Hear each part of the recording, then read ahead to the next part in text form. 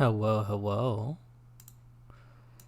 So I was going to finally come back after like 3 months to Reynardus, but unfortunately, as it has been for most of the time I've had it, my capture device has been a complete piece of crap, and does not want to capture anything from my Switch. So unfortunately, that means that I cannot. Neither can I capture the footage for that game to finish it, but I also can't capture Tunic, which is supposed to be my next game. So unfortunately, it seems like I'm gonna have to get a better one. But my credit card does not reset for another 4 or 5 days, so it's going to wait until next week. But I don't want to just not stream, so instead. Oh, there's a little short game I can play, right? Especially this one, which the first case isn't very long at all. Might be able to play more than just that. We'll see how long it takes tonight. It could just be a short stream. But, yeah. So, this will fill the time until I can capture Switch footage again. And I've been itching because I've been watching Torrent play Apollo Justice for like the past, God, I don't even know how many months it's been now. It takes them at least like 3 weeks, if not a full month, to play through each case. So it's got to have been at least 3 or 4 months at this point. So I've been itching to get back into it. And, now that he's going to be done with Apollo Justice this upcoming week, I can no longer watch those streams because I haven't played any of the rest of those games. So why not play some now? I have, however, played the original Phoenix Wright, though not in a very long time. Definitely over 10 years at this point. Honestly, I couldn't tell you the last time I played a DS game in general. But yeah, we're just gonna hop right into it. Let me get the music on so you guys can hear this banger happening right now. I have already messed with the options a little bit. I got rid of the text skip. I don't want to accidentally skip anything. I did make the text box slightly transparent for aesthetics. I did look over the languages. In addition to English and Japanese, you also have French, German, Korean, and both versions of Chinese, which is wild. Also, it's weird that German has its own one, but like Spanish doesn't. Like the, second most used language in the world. And I think the second or third highest as far as native speakers is concerned. I don't know, it's weird. I don't know why there's no Spanish translation on here. But yeah, just hop right into it. Episode 1, the first turnabout.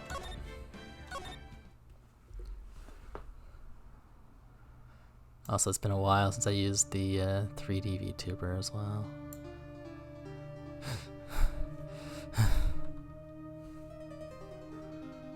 I assume enter is just gonna be where we go through the text. Damn it. Why me? I can't get caught. Not like this.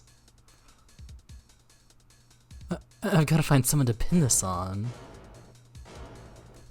Someone like him. I'll make it look like he did it. If you ask the questions, yes. But better not mess with those Germans. August 3rd, 9:47 a.m. District Court Defendant Lobby number 2.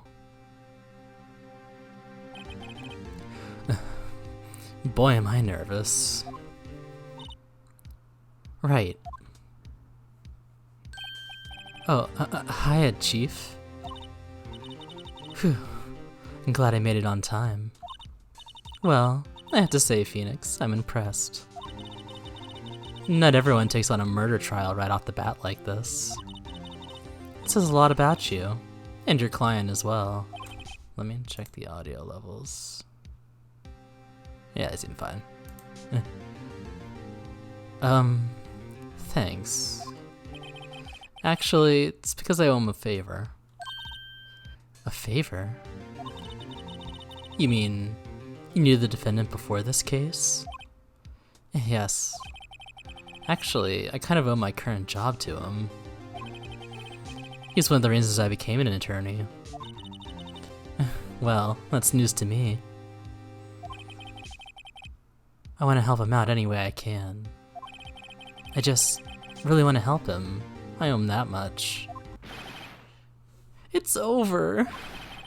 My life, everything, it's all over. Is that your client screaming over there? Yeah, it's him. Death, despair. Oh. I'm gonna do it. I'm gonna die. It sounds like he wants to die. Yeah. Nick! Hey there, Larry. Dude, I'm so guilty. Tell them I'm guilty. Give me the death sentence. I ain't afraid to die. What? What's wrong, Larry? Oh, it's all over. I'm finished. Finished. I can't live in a world without her. I can't. Who took her away from me, Nick? Who did this? Oh, Nick, you gotta tell me. Who took my baby away? The person responsible for your girlfriend's death? The newspapers say it was you.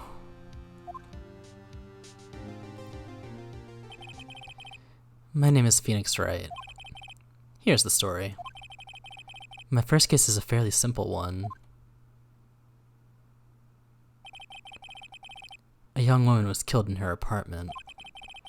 The guy they arrested was the unlucky sap dating her. Larry Butts. My best friend since grade school. Our school had a saying, when something smells, it's usually the butts. Y'all sniffing butts over here? In the 23 years I've known him, it's usually been true. He has a knack for getting himself in trouble. One thing I can say though, it's usually not his fault. He just has terrible luck. But I know better than anyone that he's a good guy at heart. That and I owe him one, which is why I took the case to clear his name. And that's just what I'm gonna do. August 3rd, 10 a.m., District Court, Courtroom number 2.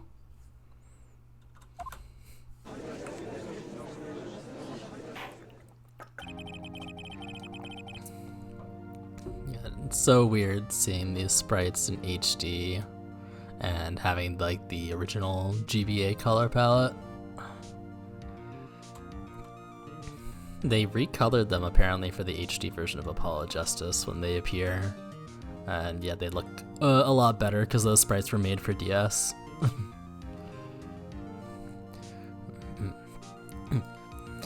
Court is now in session for the trial of Mr. Larry Butts. The prosecution is ready, Your Honor. The defense is ready, Your Honor. Mr. Wright, this is your first trial, is it not? Yes, Your Honor. I'm a little nervous.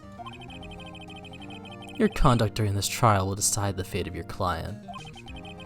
Murder is a serious charge. For your client's sake, I hope you can control your nerves. Thank you, Your Honor. Mr. Wright, given the circumstances, I think we should have a test to ascertain your readiness.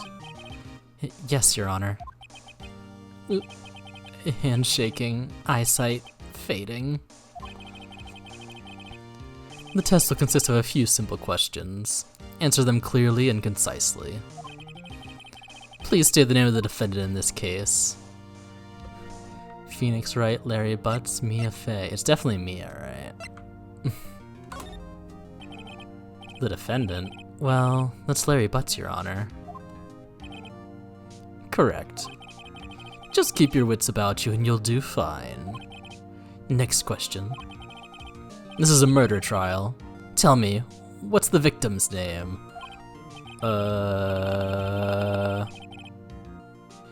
Ooh, I know this one. Glad I read the case report cover to cover so many times. It's... wait. Uh-oh. No. No way. I forgot. I'm drawing a total blank here. Phoenix, are you absolutely sure you're up to this? You don't even know the victim's name? Oh, the victim. Of course I know the victim's name. I, just forgot. Temporarily. I think I feel a migraine coming on. Look, the victim's name is listed in the court record. Just press tab to check it at any time, okay? Attorney's badge. No one would believe I was a defense attorney if I didn't carry this.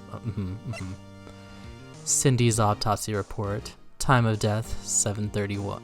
Or July. 7th July. July 31st, 4 p.m. to 5 p.m. Cause of death, loss of blood due to blunt trauma. We got profiles as well. Mia Fey, age 27, chief attorney at Fey & Co. My boss and a very good defense attorney.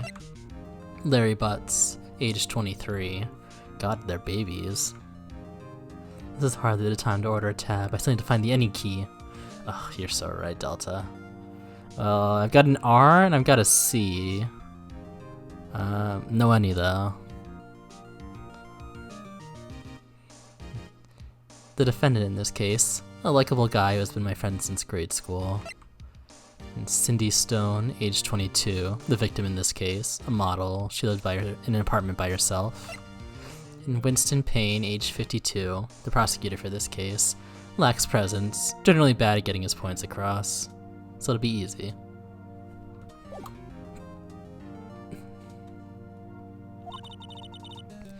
Remember to check it often.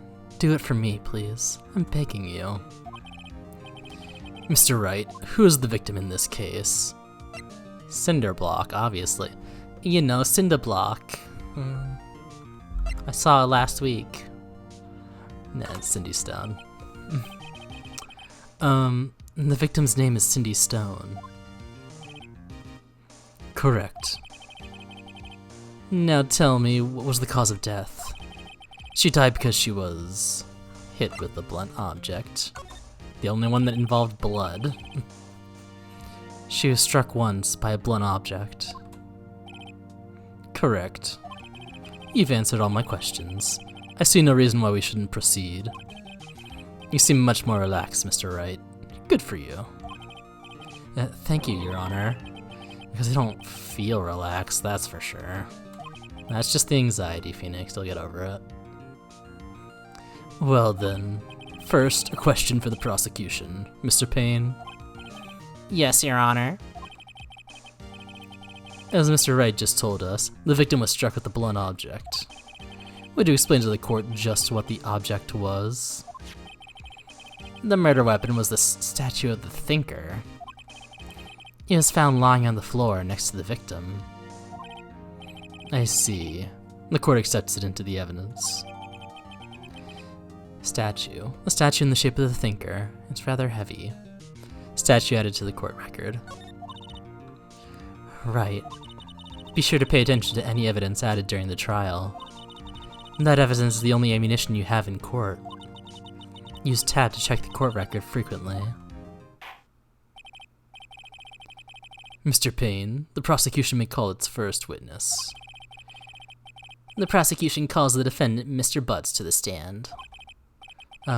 Chief, what do I do now? Pay attention. You don't want to miss any information that might help your client's case. You'll get your chance to respond to the prosecution later, so be ready. Let's just hope he doesn't say anything unfortunate. Uh-oh. Larry gets excited easily. This could be bad.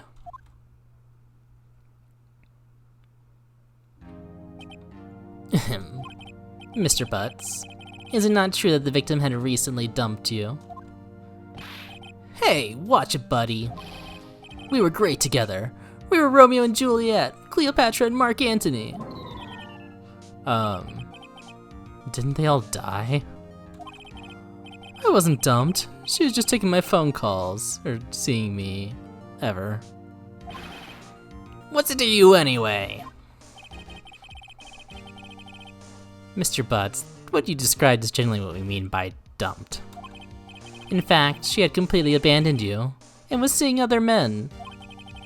She had just returned from overseas with one of them the day before the murder.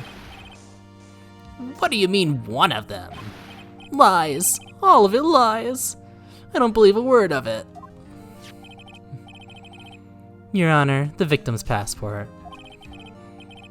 According to this, she was in Paris until the day before she died. Passport added to the court record. Passport, the victim apparently arrived home from Paris on 7:30, the day before the murder. I can't see the numbers and read months. My brain just doesn't want to do it. Indeed, she appears to have returned the day before the murder. Dude, no way. The victim was a model, but did not have a large income. It appears that she had several sugar daddies. Oh, did she find them on Telegram? That's usually where I get them. Daddies? Sugar? Yes, older men who gave her money and gifts. She took their money and used it to support her lifestyle. Mythic, hello. Welcome on in. Are you also here for sugar daddies? I'll give Mythic a shout out. They haven't streamed in a bit, but they are still a very neat streamer. And they played Celeste for the first time last time they streamed, so we'll see if they ever play it again.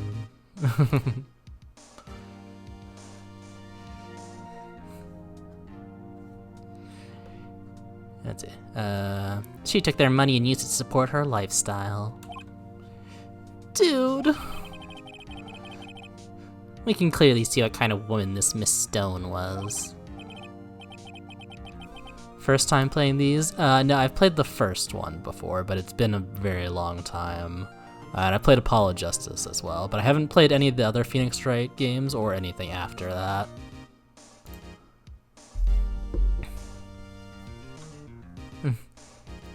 Tell me, Mr. Butts, what do you think of her now? Right. I don't think you want him to answer that question. Yeah, Larry has a way of running his mouth in all the wrong directions. Should I... see... It would be smart if I stopped him from answering, but... Did I ever see the live-action movie? So my anime club in college watched it at some point, but I don't remember if I was there, and if I was actually paying attention. But I have seen clips and GIFs of it on like Tumblr and stuff before. And it's definitely got better animation than the actual anime, you know. A full 24 FPS. Let's just stop him. My client had no idea the victim was seeing other men. That question's irrelevant to this case. Oof. Your exclamation point France command is from it? I don't know if I know that one. That just means you have to stream again so I can see it. Dude, Nick, what do you mean irrelevant?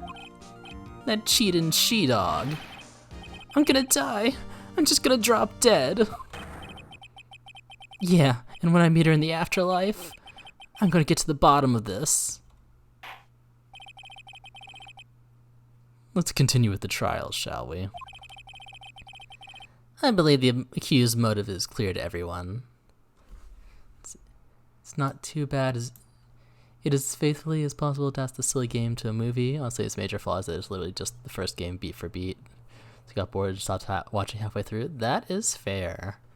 So I figure it has to go through like most of the game. If it skipped any case, it would be the third one, because I know it has the last one for the meme. Obviously there's plot happening in the second one, and so I mean I guess they could have theoretically cut out this first one as well, but yeah, at the very least those two.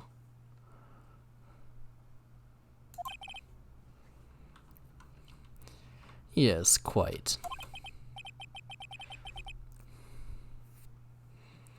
Fun to see how they adapted the visual style to all the ridiculous haircuts and the weird, like, sci-fi holographic UX for presenting the evidence and stuff. Oh, interesting. Just the first game unabridged, to my recollection. That's wild.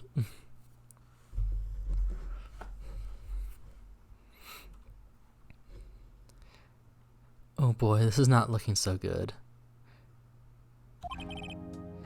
From what I remember, like, the third case doesn't really have anything to do with, like, the overarching plot of the game. As they tend not to. Well, I can't say that. I've only played 2 of them. The third one in Apollo Justice does, though. That's more about a certain character that's in it. They said I got bored because, well, I played it recently. That is fair.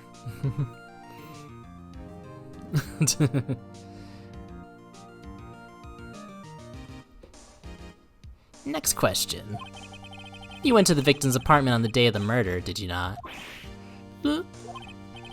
Well, did you, or did you not? Well, maybe I did, maybe I didn't. Uh-oh, he went. What do I do? I mean, like, stopping him from answering isn't gonna help, but I'm not used to having choices like this. Give me some evidence to present.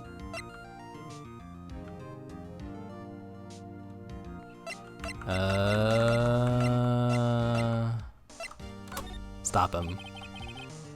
I'll send him a signal. Lie like a dog. Well, see, it's like this. I don't remember. You don't remember. Well then, we'll just have to remind you. I got a bad feeling about this. We have a witness that can prove that he did go to the victim's apartment that day. Well, that simplifies matters. Who is your witness? The man who found the victim's body, just before making the gruesome discovery. He saw the defendant fleeing the scene of the crime.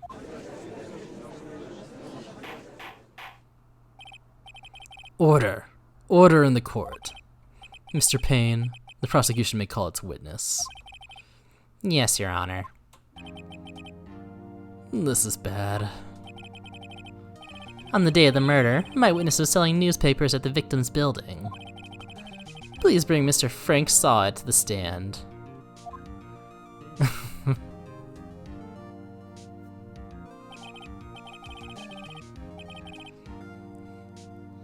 This proves you a bitch. So true. Mr. Sawit, you sell newspaper subscriptions, is this correct? Oh yeah, don't worry, it'll get worse from here. So, there's one in Apollo Justice whose name is Romain Latouche, and there's no reason for him to be named that. But it's even worse in Japanese, where it's not even Latouche, it's just straight up lettuce. Apparently the backstory is that the writer just saw it on a menu. It's like, that sounds foreign.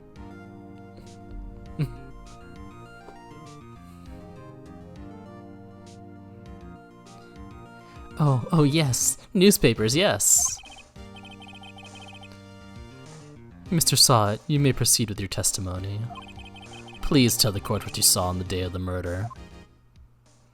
Detective Dick Gumshoe is my favorite, since all three words mean detective. Yeah, we love Gumshoe.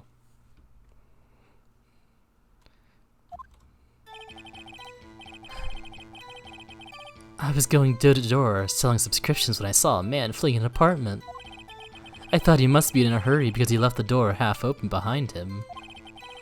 Thinking it strange, I looked inside the apartment. Then I saw her laying there. A woman, not moving, dead.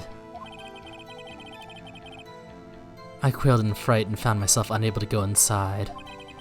I thought to call the police immediately. However, the phone in her apartment wasn't working. I went to a nearby park and found a public phone. I remember the time exactly. It was 1 p.m.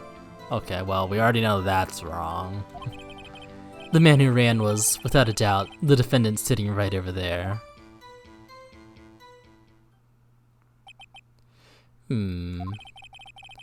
Larry, why didn't you tell the truth? I can't defend you against a testimony like that. Apparently Phoenix wasn't paying attention either. Incidentally, why wasn't the phone in the victim's apartment working?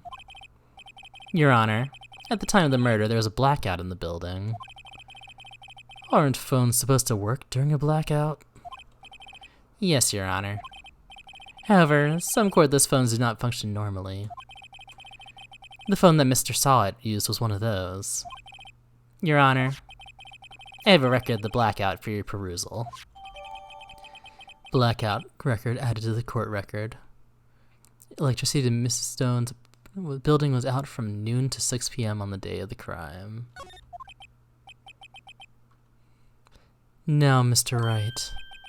Yes, yes, Your Honor.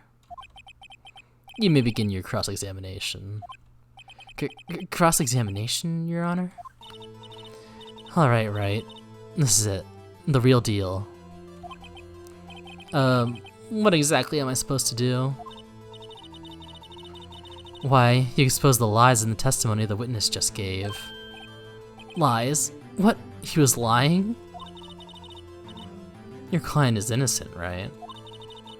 Then that witness must have lied in his testimony. Or is your client really guilty? How do I prove he's not? You hold the key. It's in the evidence. Compare the witness's testimony to the evidence at hand. There's bound to be a contradiction in there. First, find the contradictions between the court record and the witness's testimony. Then, once you found the contradicting evidence, present it and rub it in the witness's face. Okay. Open the court record with tab, then point out the contradictions in the testimony. There's supposed to be an ad, so I have a feeling the moment I actually start replying to this, the ad is gonna pop. So I will wait for that. Yep, there it is. In the meantime, I will rehydrate.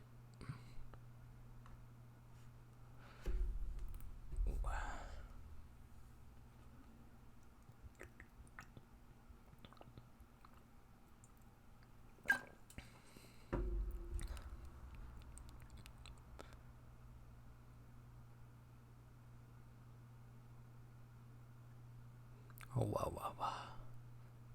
It's very strange to not have the music going. There we go.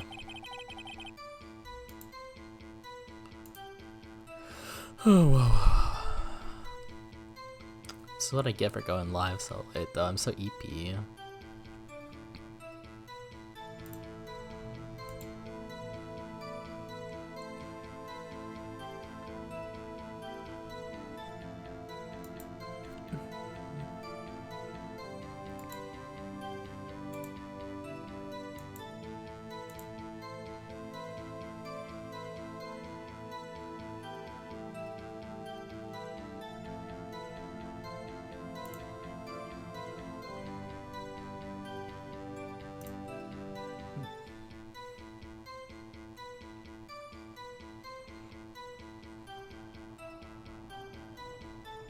Alright, we are back. Mythic says, You ever seen Anatomy of the Fall? Yeah, Anatomy of a Fall. It's a French legal drama that came out a year or two ago, critically acclaimed. But anyway, it's my first time seeing the French court system, and it's not as dissimilar to Ace Attorney as I would have assumed. Apparently that's the system the game is based on. Like, the witness stands at the podium, the two sides basically quibble, it's a mess. Also, Naki is in the movie and does a great job. Oscar for the best pupper right there. Heck yeah. I know. I can't talk to people who can't hear me, right? It just makes sense. Also, shout out to Naki for being such a great actor. I do remember there being a dog at the Oscars that year. I think I watched that Oscars in Caskey's Discord. So it's probably last year. I guess it could have been the year before.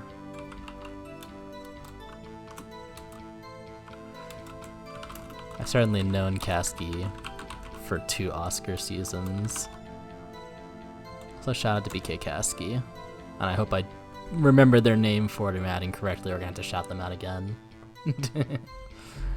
Yeah, I mean, I know, like, the original Meiji Constitution, I believe, was based on the Napoleonic Code. I think they reformatted it at some point to match, like, either the British or German. I mean, UK doesn't have a constitution, so it must have been German.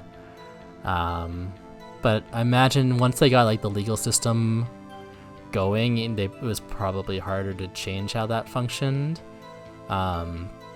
And in Apollo Justice, the final trial is like a test case for a jury system, and apparently around that time is when they finally switched to trial by jury in Japan. So before that, I imagine the Japanese legal system itself was also pretty similar to the French one.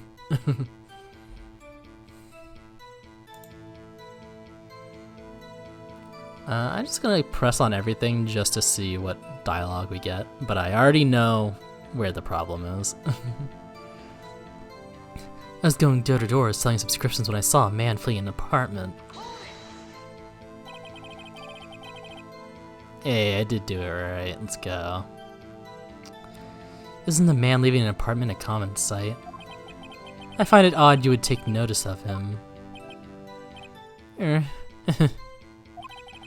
I don't know, he just seems strange to me, that's all. Like he was mad, and yet frightened at the same time. Just like a criminal fleeing the scene of a crime. But like, why would he flee the scene of the crime from his own apartment? The defense requests that the witness refrain from conjecture. Of course, what the witness means is that the man he saw looked suspicious. So what happened next? I thought he must be in a hurry because he left the door half open behind him. Oh, okay. So supposedly he was in the victim's apartment, but doubt. Half open, you say? Yes, the door was open halfway, yes. I watched for a moment, but no one came close to the door. That's odd, in a big city like this, I thought. Gosh, Feywin, hello, welcome on in. I was gonna ask you for tech advice earlier, which is why I sent you a friend request, but I don't think the tech advice could have helped.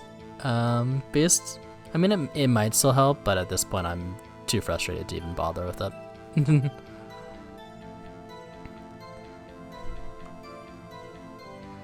Yeah, no, it's just problems with my capture card, which isn't really a capture card, technically.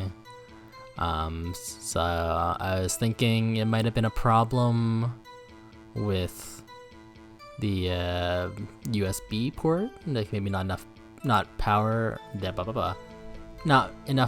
being sent to the device from the computer. So I was thinking maybe getting a powered USB hub. So I was gonna ask for recommendations about that, which I think I do have to ask you about anyway, for other reasons. So, I mean, keep that in the back of your head. but I tried switching out the cables, because I tested it with the HDMI connected to my monitor, and it actually turned on. So it was getting signal from my computer. So then the problem is there.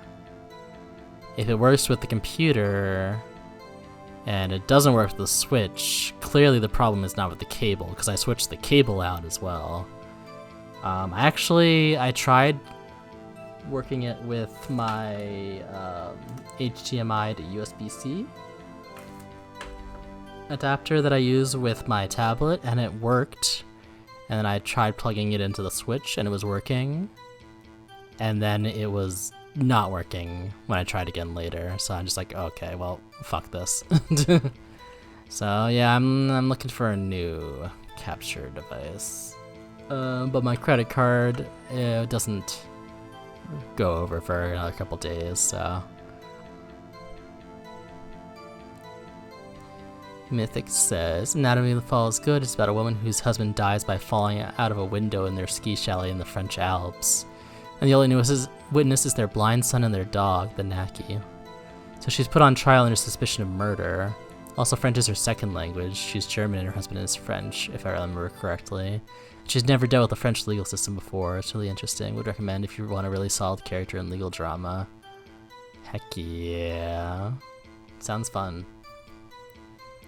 I'll have to see if I can find it.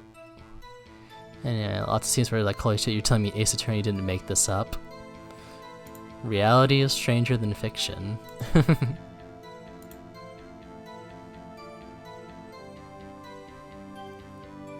Let's see.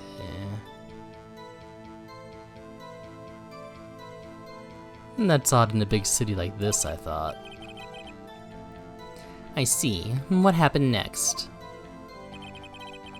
Thinking it strange, I looked inside the apartment. What gave you the idea to do that? Well, the door was half open, you see. Isn't it only human to want to peek?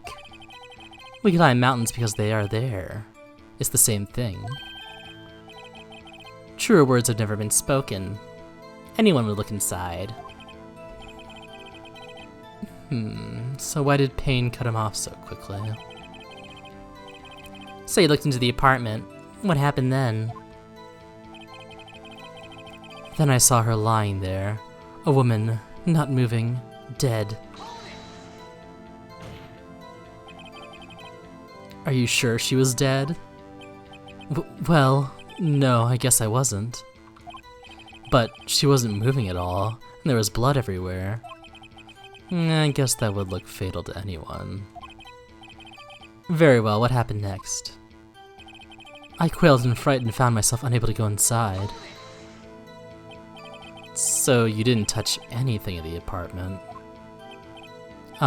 Yes. I mean, no, nothing. Okay, what happened next? I thought to call the police immediately.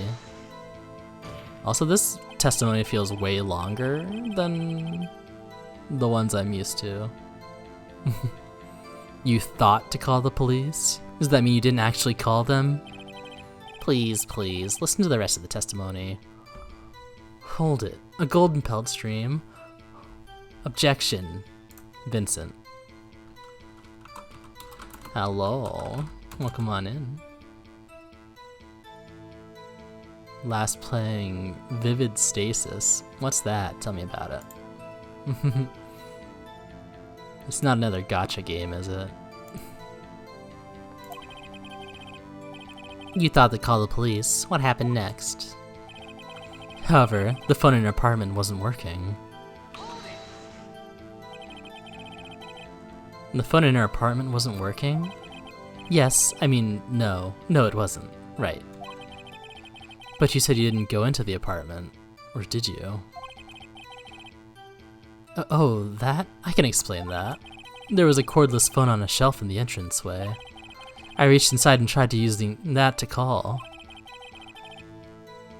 And that phone wasn't working, correct?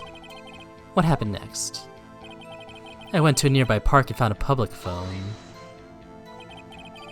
Why use a public phone? Well, you see, I don't have a cell phone. And being in the middle of the afternoon, there was no answer at the nearby apartments. Ah, right. What time did you call again? It's not, but at the rate the dev keeps adding more and more games to the game, it'll be a gacha one day. Oh no. So is it like an anthology kind of game, or is it like just something with a lot of mini games in it? I remember the time exactly. It was 1 p.m. No, the fuck it wasn't. But I'll press it first. 1 p.m. Are you certain? Yes, absolutely. He seems really confident. 1 p.m. Right. Doesn't that make it seem strange to you? Present some evidence to contradict him.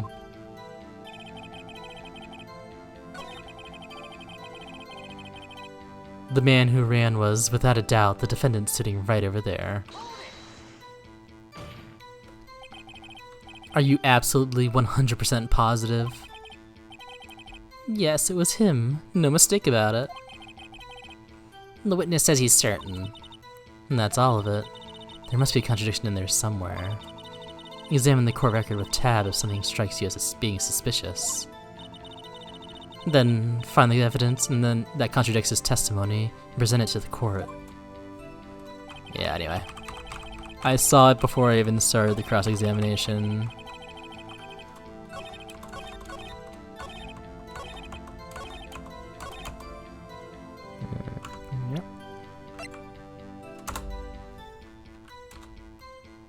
E for percent, okay.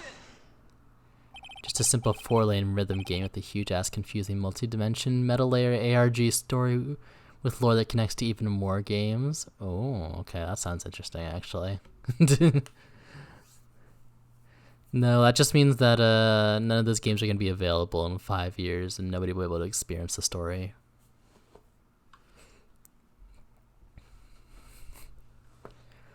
You found the body at 1 p.m.? You're sure?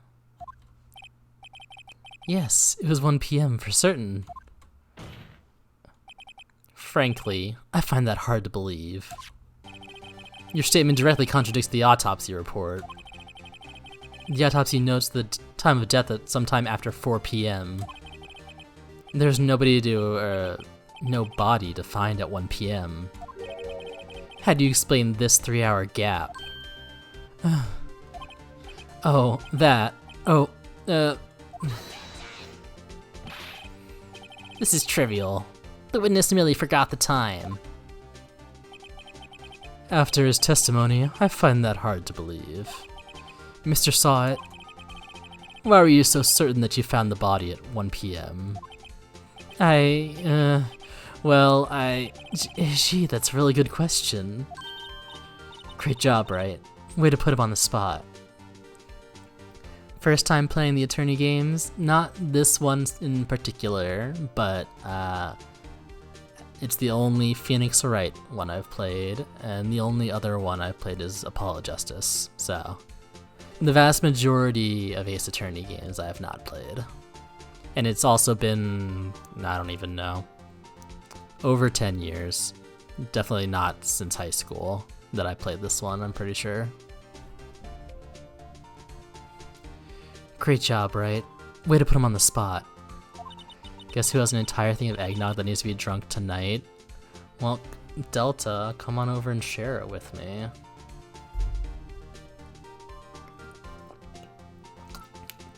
Apollo was the first one I played. Me too. The case I have for this one, I got it used from GameStop. It didn't even have the original case, so it just has the crappy generic one.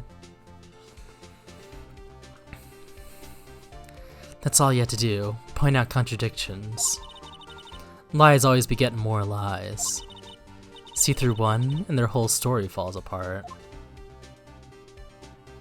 Picked the trilogy up when it got released on 3DS, but left off at the last case of the second game. Ah, I see. Well, that means Vincent hasn't played the third one either. Or Unless you played it again later, I guess. Wait, I remember now. Would you care to give your testimony again? The time of discovery. You see, when I found the body, I heard the time. There was a voice saying the time. It was probably coming from the television. Oh, but it was 3 hours off, wasn't it? Well, you keep going, you'll keep going, but honey, that's also wrong. I guess the victim might have been watching a video of a taped program. That's why I thought it was 1 PM. Terribly sorry about the misunderstanding.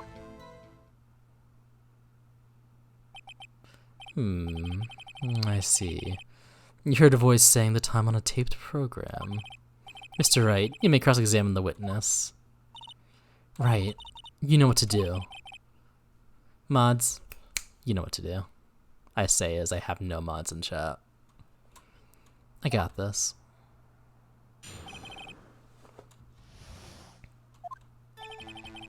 You see, when I found the body, I heard the time. You said heard, not saw.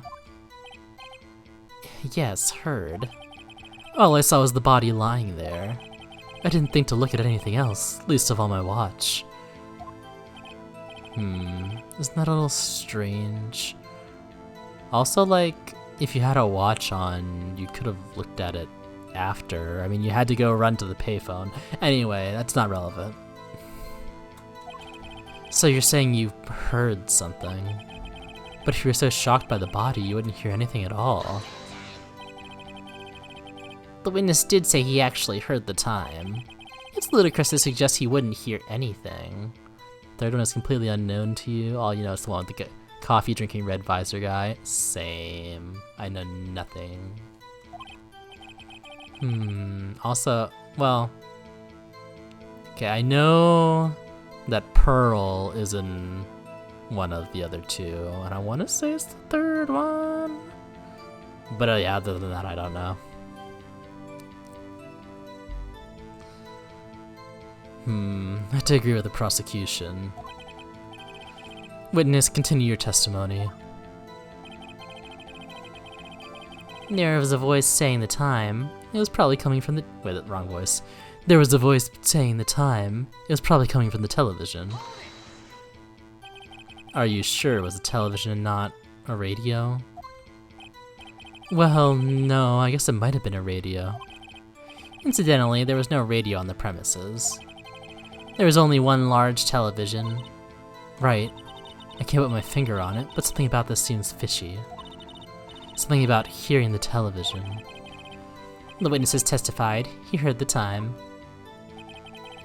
Oh, but it was 3 hours off, wasn't it? How do you explain the gap? Well, witness, can you explain this? I guess the victim must have been watching a video off a tape program. A video? Yes, that would explain why the time was wrong. True, true.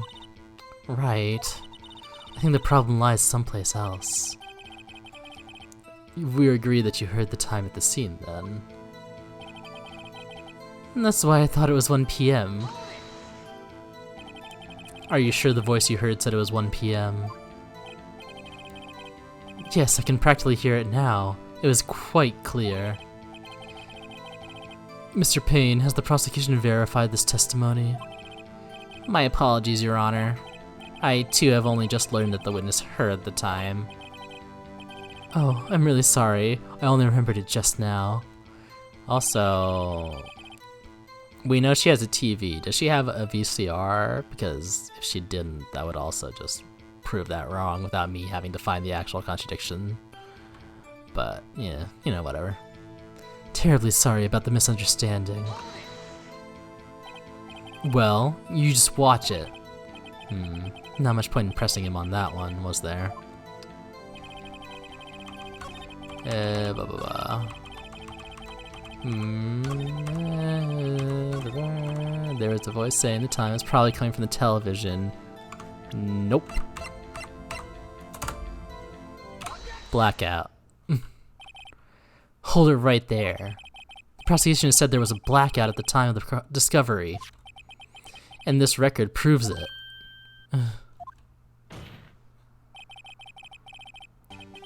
You couldn't have heard a television or a video. Well... The defense has a point. Do you have an explanation for this, Mr. Sawit? No, I find it quite puzzling myself. Quite.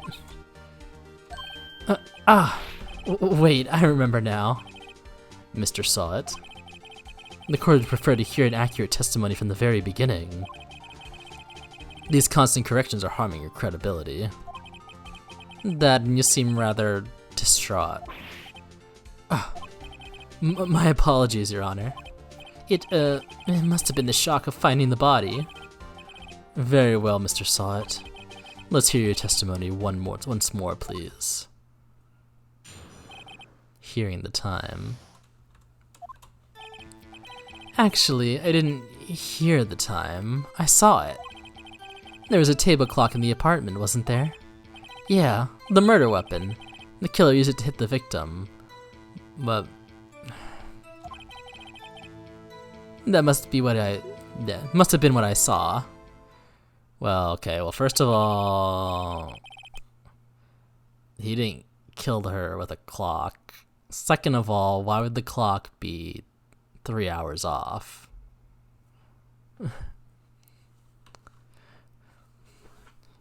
You saw a clock. I guess that would explain it. The defense may cross-examine the witness. Gladly.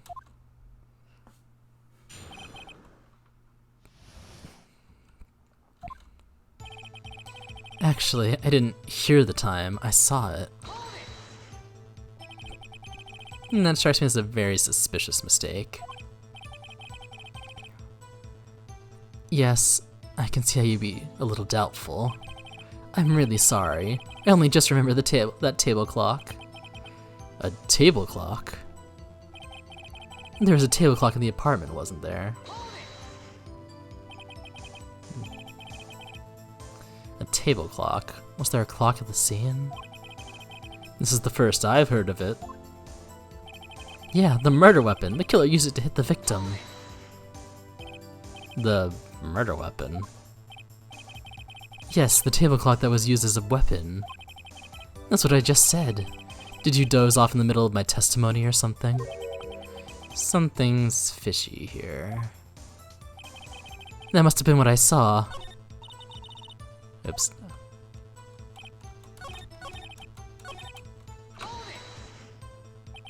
Why didn't you tell us that in the first place? I guess it just slipped my mind. I'm not really sure how it happened myself. The witness says he saw the table clock. End of story.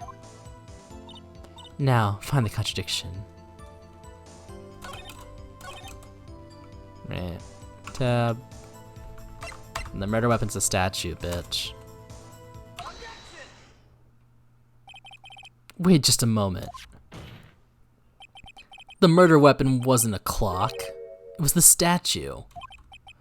Now, how's this supposed to be a clock? What? You with your objections and your evidence. Just who do you think you are? A lawyer? In a court? The trial? Just answer the question, Mr. Sawit. Hey, I saw it there, okay? That's a clock. Your Honor, if I may. Yes, Mr. Payne.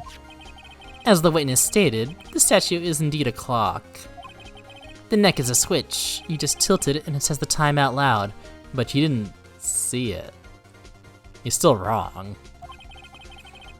As it doesn't look like a clock, I submitted it as a statue. My apologies. I see. So the murder weapon was a table clock after all. Well, Mr. Wright, it appears that the witness's testimony is correct. This is a clock.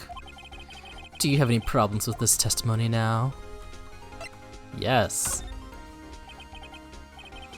Your Honor, there's a gaping hole in the witness's testimony. The only way he could have known the weapon was a clock is to hold it in his hand. Yet the witness testified that he never entered the apartment. Clearly a contradiction. Indeed. The witness knew it was a clock because he went to the apartment or knew the victim. Well, I mean, there's no reason to assume he knows the victim. At least not yet, so. You're lying. You were inside the apartment on the day of the murder. Oh yeah? Prove it. Prove I went in there. I'll do better than that. I can prove you were the one who killed her. You struck her with the clock, and the shock of the blow triggered the clock's voice. That was the sound you heard. Order in the court. Intriguing. Please continue, Mr. Wright. Yes, Your Honor. Mr. Saw it. The sound must have left quite an impression on you. Understandable, since the murder weapon spoke just as you hit the victim. That voice was burned into your mind. That's why you were so certain about the time. What's the meaning of this?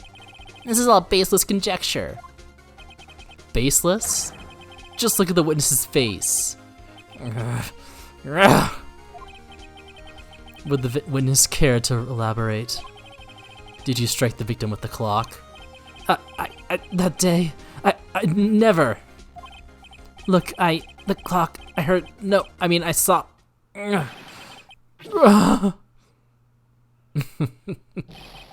Shut up, shut up, shut up. I hate you.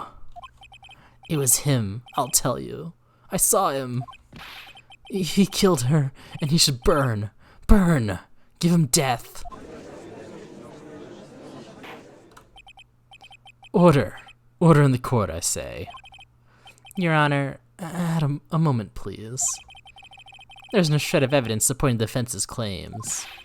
There's also not a shred of evidence supporting the witness's claims, but, you know, whatever. Mr. Wright, Your Honor. You claim the sound the witness heard came from the clock. Do you have any evidence? The whole case is riding on this. You better think it through carefully. Your Honor? The sound Mr. Sawed heard was definitely this clock. In fact, it was just clear if you simply try sounding the clock. Let's sound the clock now here in this court. Your Honor, may I have the clock? I ask the court to listen very carefully. Beep. I think it's 8:25.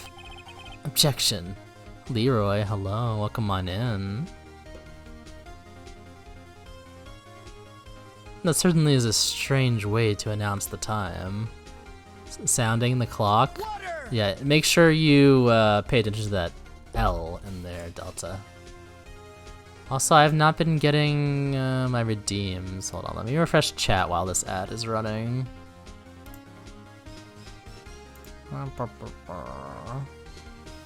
Thank you for the hydrate, Leroy.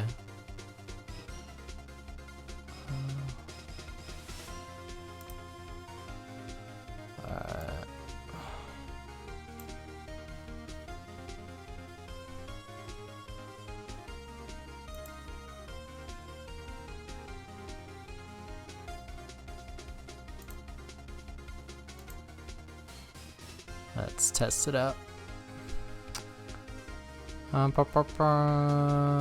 Also, somebody turned my tail on at some point. Where is the pet? There we go. There we go. That works. That means... Okay, well, nobody... Well, I won't say it. But yeah, now I should be able to see the redeems.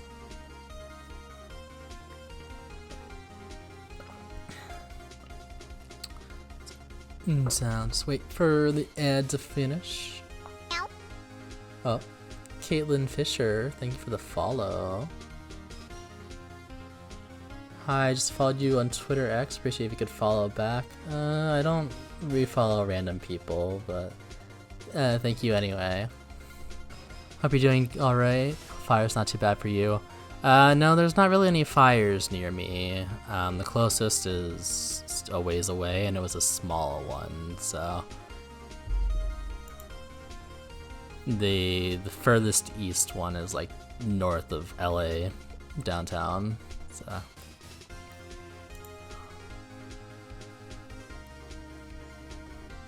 Let's see. And that certainly is a strange way to announce the time. Well, he is the thinker, after all. So we've heard the clock. What are your conclusions, Mr. Wright? Mr. Payne, can you tell me what time it is now? It's 11:25. As you can see, this clock is exactly 3 hours slow. Precisely the discrepancy between what Mr. Sawit heard and the actual time of death. So, Mr. Sawit, try to talk your way out of this one.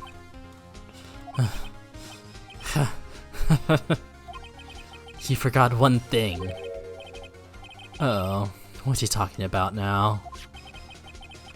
Well, it may seem like that clock is running 3 hours slow. It proves nothing. How do you know it was running 3 hours slow on the day of the murder? If you can't prove that, you don't have a case.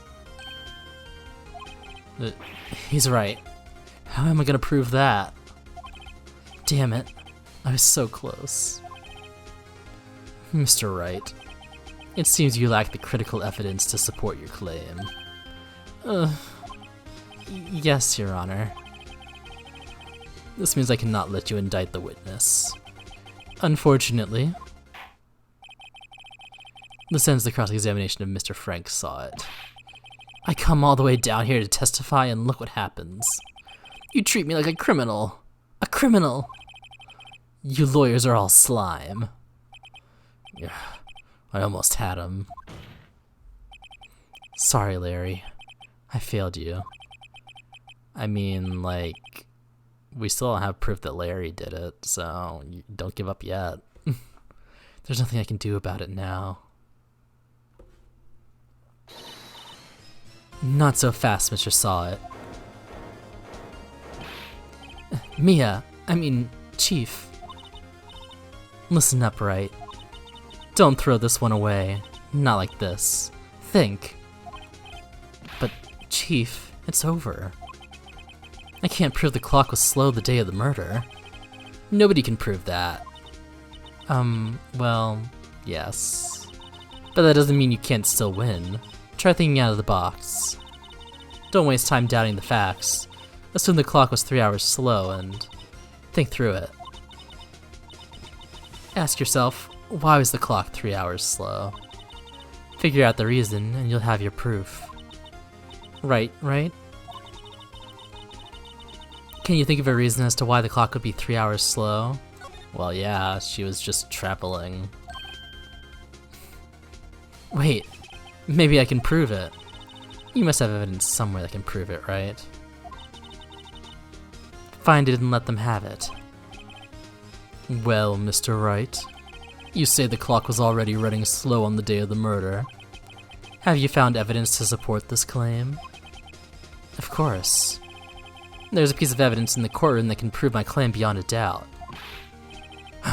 Tough words. Let's see you pull this one off.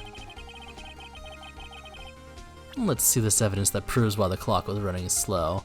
It's my attorney's badge, obviously. No, it's the passport.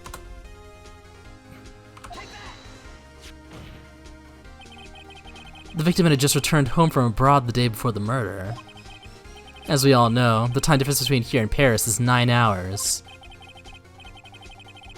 When it's 4 p.m. here, it's 1 a.m. the next day there. The clock wasn't 3 hours slow, it was 9 hours fast. The victim hadn't reset her clock since returning home. And that's why the time you heard when you struck her dead in her apartment was wrong. Okay, that scroll was way too slow. The answer is always the attorney's badge. Exactly. It's never wrong. I would laugh, since I haven't played through the rest of these games, if there actually is a point where the attorney's badge is the evidence. I doubt it though. Proof enough for you, Mr. Sawit? Or should I say, Mr. Did It? Yeah, get his ass. Yeah.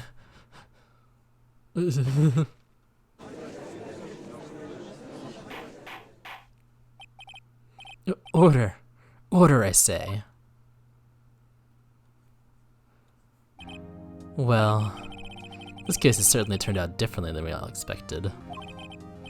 Mr. Payne, your witness? He was arrested and has been taken away, Your Honor. Very well. Mr. Wright, thank you for the petties, Leroy. Yes, Your Honor. I have to say, I'm impressed. I don't think I've ever seen someone complete a defense so quickly. Yeah, it was surprisingly quick. And find the true culprit at the same time. Thank you, Your Honor.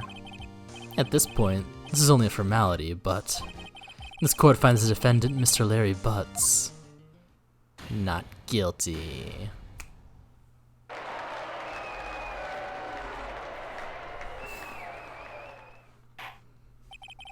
And with that, this court is adjourned.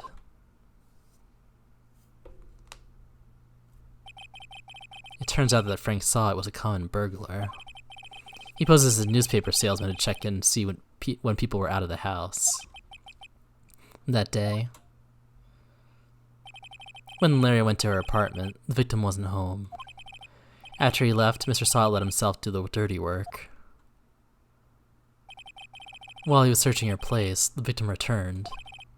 Flustered, Mr. Saw grabbed the nearest blunt object he could find.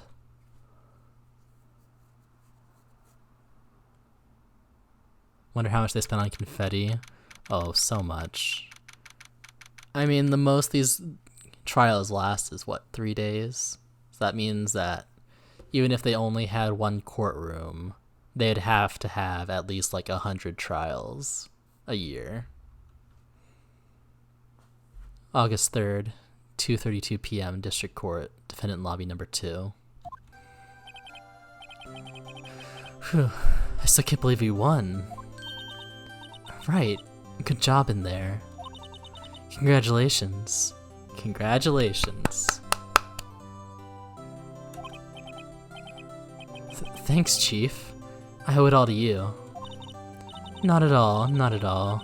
You fought your own battles in there. It's been a while since I've seen a trial end on such a satisfying note.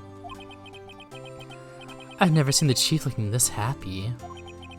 If she's this glad, imagine how Larry must feel. My life is over. Larry, you're supposed to be happy. What's wrong now? Oh, Nick. Don't worry about me. I'll be dead and gone soon. Good. Wait, no, I mean, bad. Bad, bad, bad. Larry, you're innocent. The case is closed. But my Cindy Windy's gone, man. Gone forever. Larry, she was, nah, never mind. Congratulations, Harry. Harry?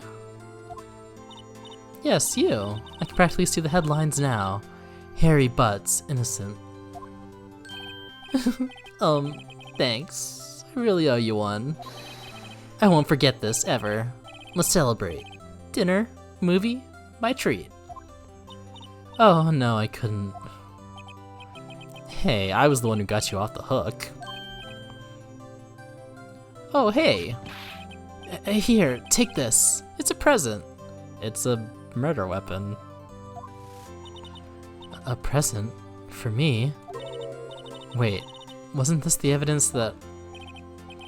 Actually, I made this clock for her. I made one for her and one for me. Really? You? You made this? Well, thank you. I'll keep it as a memento. Yo, Nick. Can you believe it? I was so into that chick. And she was just playing me for a fool. Don't that make you just want to cry? Larry. Are you so sure? Excuse me? I think she's thought quite a lot of you in her own way. Nah, you don't gotta sympathize with me, it's okay. Oh, I'm not just sympathizing, really. Isn't that right, Wright? Don't you have something to show your friend? Something that proves how she felt about him? Huh? Oh, yeah, right. What the heck is she talking about? The attorney's badge. No. Well, the statue. She kept it. Check this out, Larry. Proof positive you weren't just some chump to her. Huh? What about that clock? This is the clock you made for her, Larry. And she took it with her when she traveled. Whatever. She probably just needed a clock, that's all. You think so? It's a pretty heavy clock to take traveling. Well, make of it what you will. Hey, Nick. I'm glad I asked you to be my lawyer. Really, I am. Thanks. Hope that made him feel a little better. Right?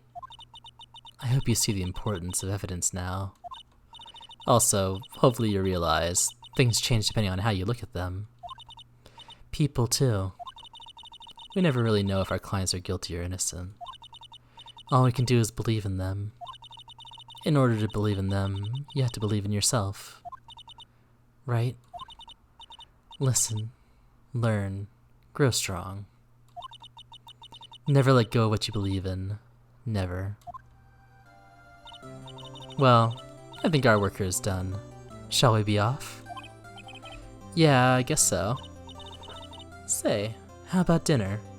On me. We'll drink a toast to innocent butts. Yeah. Oh, speaking of Harry, you were saying part of why you became a lawyer was because of him. Yeah, part at least. You'll have to tell me more about it sometime, maybe over drinks? And so, my first trial came to a close. Larry slapped me on the back and said, "Gee, Nick, it's good to have friends. But I'm pretty sure he's not going to pay us. Unless you count the clock he gave Mia." It's fine, we did it pro bono. I didn't know it then, but that clock was soon going to be at the center of another incident. And my promise to tell the chief about me and Larry would be one promise that I wouldn't be able to keep.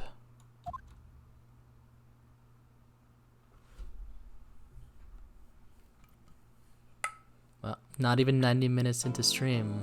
We already got through a trial. Let's go.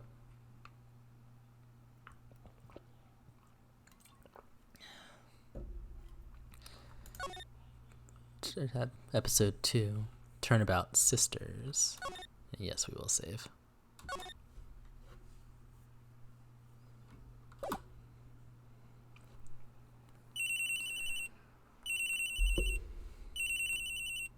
Thank you for the patties, Leroy. To be fair, the first episode is short and doesn't have the investigation stage. That's true, but even then, like, the first trial in Apollo Justice is decently long. Over this one was like an hour. If I hadn't like examined every single bit of the testimony, it would have been even less, because I had spotted the contradictions like immediately.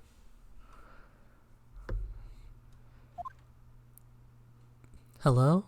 This is Maya. Hey Maya, it's me. Mia, what's up? You haven't called in a while. Sorry, I've been so busy. How have you been? Well, lonely. And it's all your fault. Enjoy your lurk, Leroy. Nah, I'm just teasing. I've been great.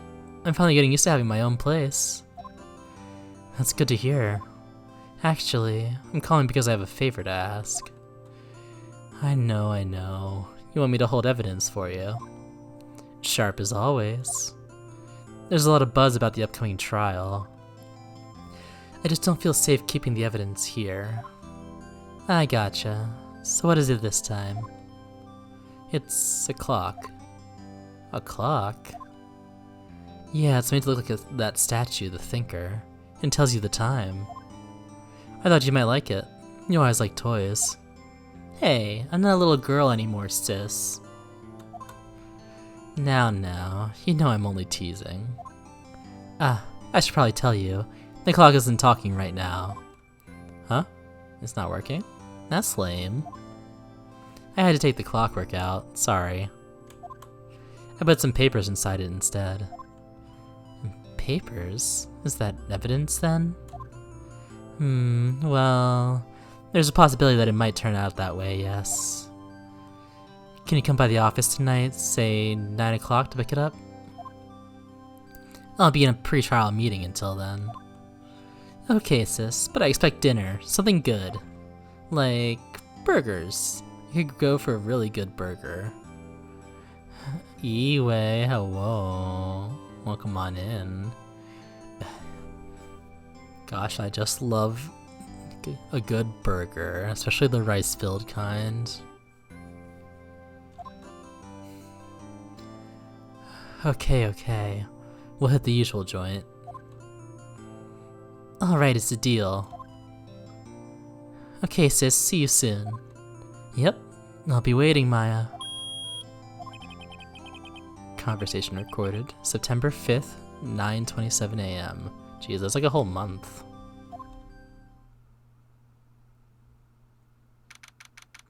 September 5th, 8:57 p.m. Fan Company Law Offices. Now, Miss Faye, I'll take what's mine. The papers. I'm sorry, but I can't give you what I don't have. Miss Faye, you are a poor liar. Why, I see it right over there. That must be the thinker that I swallowed those papers. How could you know? You're not cogniferous of my background. Gathering information is my business, you see. I should have been more careful. My dear Miss Faye, I'm so very sorry. But I'm afraid I must ask you for one more thing. Your eternal silence. Farewell, Miss Faye.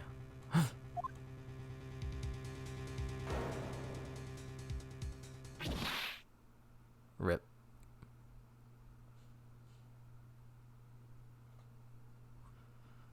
Red, white, blue.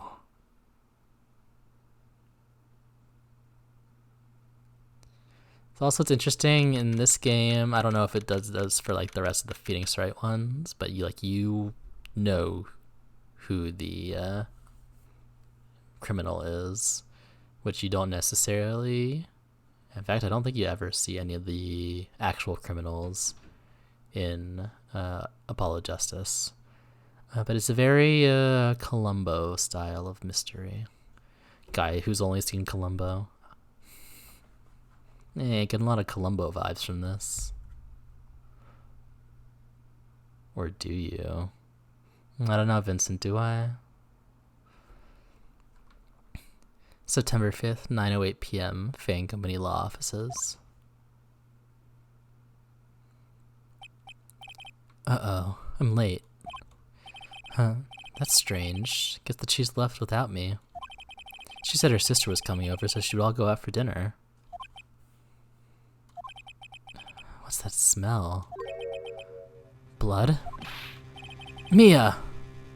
Maybe she's in her office. Well, I want to examine first. Can I... Oh, I can't use the mouse. Good. I smell blood. That can't be good. I have to check and see if Mia, the chief's okay. Okay, it's not gonna let me actually examine anything, I guess. That's fine.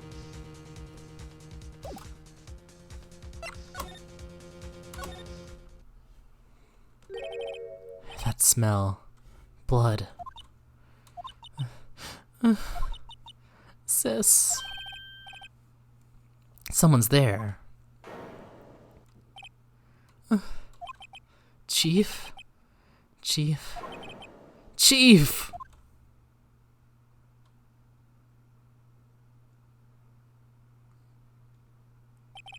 Who are you?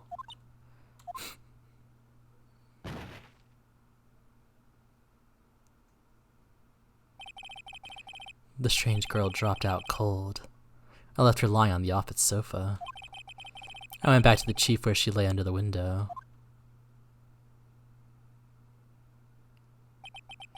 Her body was still warm. I could feel it when I held her shoulder.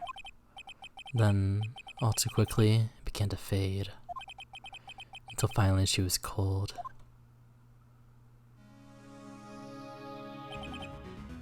Chief.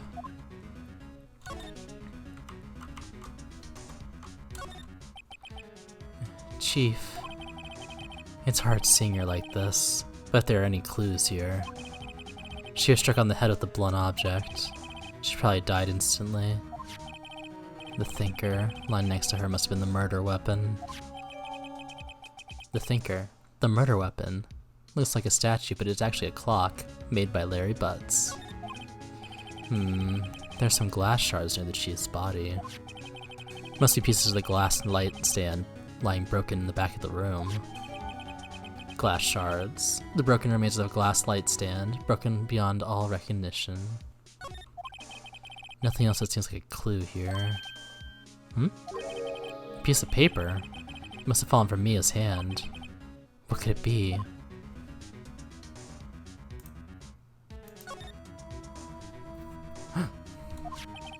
A word is written in blood on this scrap of paper. Maya?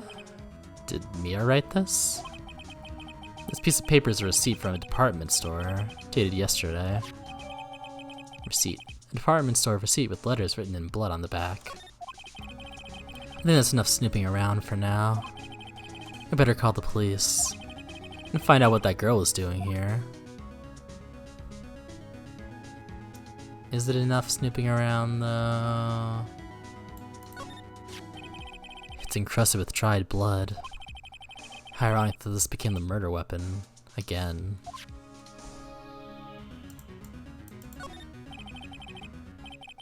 It's painful to look, but I have to, for Mia's sake. We already saw all that.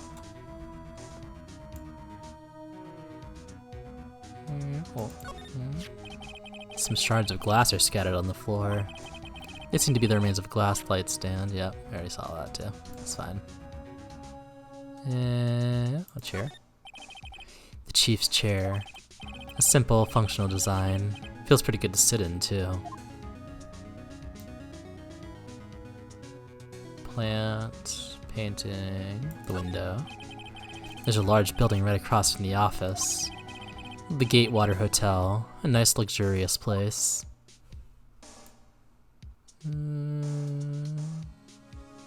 Seems to be everything.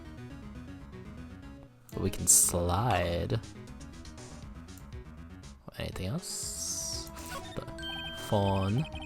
Right, I better call the police. Huh? That's funny. A few of the screws in the receiver are missing.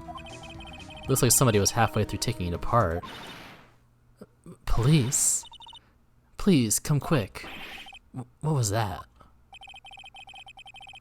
Someone screaming from outside the window? She's staring right at me. She's holding a phone in her hand. Yeah, it's fine, it's fine. The phone receiver is missing a few screws. Better not use it. All the chief's important documents are packed in here. This is where she filed her case records and recent rulings.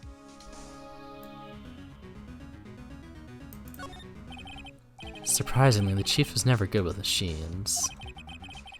About all she used this PC for was email. She picked up this ancient model at some garage sale for practically nothing. Yeah, it looks like about what my first computer looked like. Windows 95, baby. The Fanco ledger book. Everything is written in the chief's ultra neat handwriting. It's a small office, but it makes a good bit of money. That seems to be everything in this room. I think. Oh, wait. A perfectly normal office desk. The chief had a very particular policy about office decor. Spend big on stuff the clients use, but keep your own stuff simple. That's a good philosophy to have.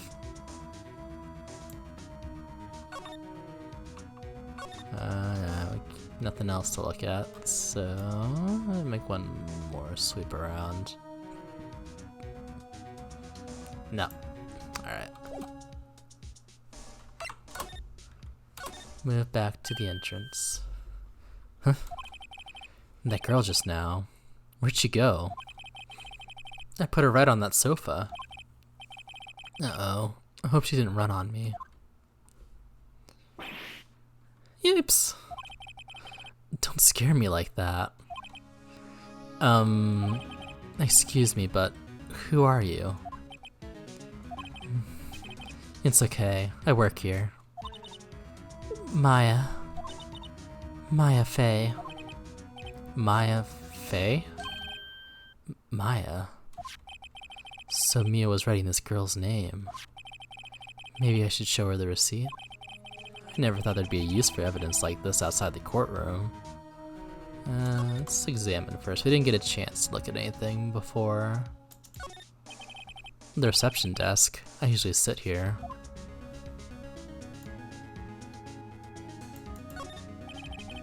You couldn't cram more legal books in here even if you wanted to.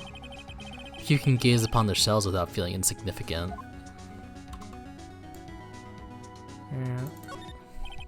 A small writing desk cluttered with office supplies. You're a man of few words, Phoenix. The door to the chief's office is slightly open. I better not touch the doorknob. A large painting. I guess you'd call this modern art. I, on the other hand, call it a mistake. Tell me what you really think, Phoenix. I like modern art. The sofa is for clients. It's a leather. A real luxury model. Alright, now we'll actually talk to her.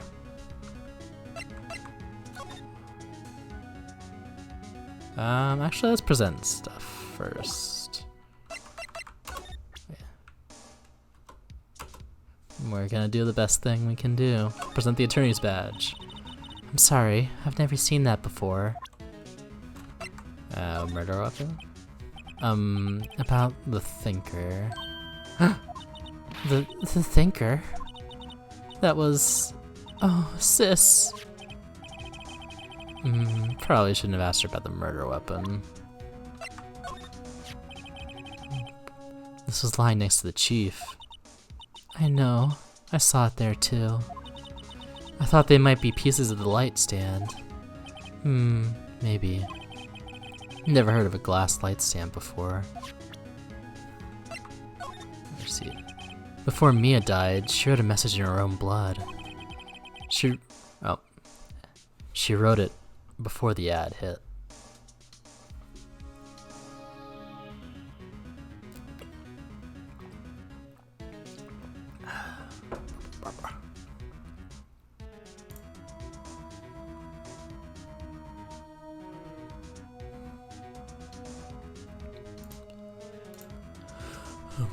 Actually, I should probably stretch while I'm waiting.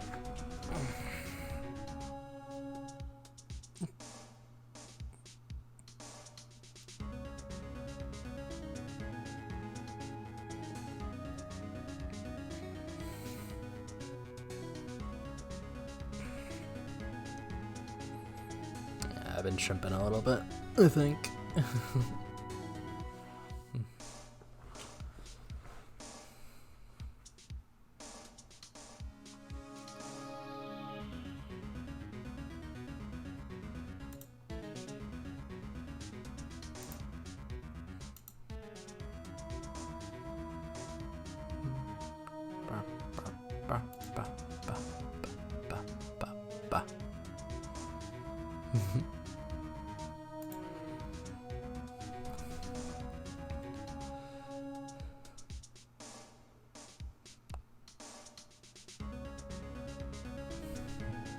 Alright, should be back now. She wrote it on the back of this receipt. That's my name. Why? Why would she write my name? Please, just calm down. Why would Sis write my name? Uh-oh, now I've done it. Wee-hoo, wee-hoo, wee-hoo. Huh, the police. It's like they're coming this way. Freeze, police. Wait, I didn't get to talk to her. Gumshoe. Alright, I'm Detective Dick Gumshoe, see? Gumshoe? What an odd name. We received a report from the building across the way, see? Got a person saying they saw a murder. It must have been that woman I saw. Anyway, I don't want either of you moving 1 inch, Kay? Great. Just great. Maya. Wait, she wouldn't have... Nah. Whoa! Excuse me. This word Maya here mean anything to you? That's my name. What?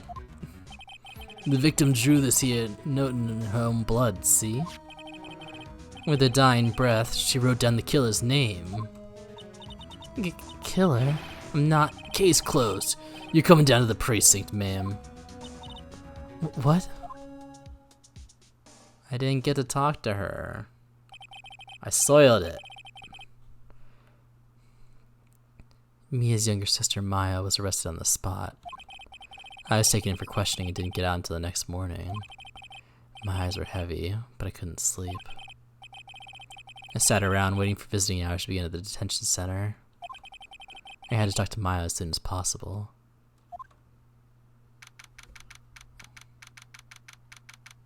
Well, I want to see what she said if I actually talk to her. Let's see.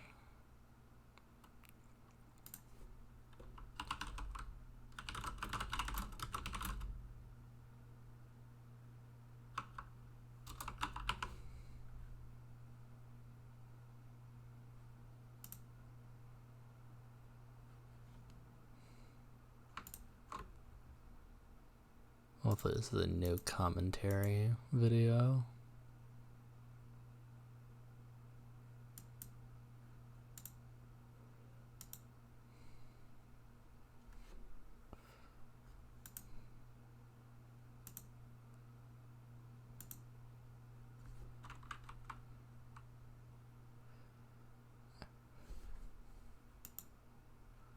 Alright, I think I have a Firefox capture. I thought I did. Apparently not.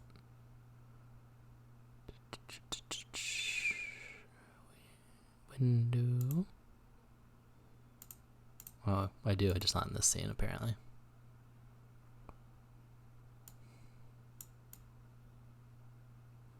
Oh, that's because I'm in the wrong scene. Hold on. Delete that. That would do it. Alright.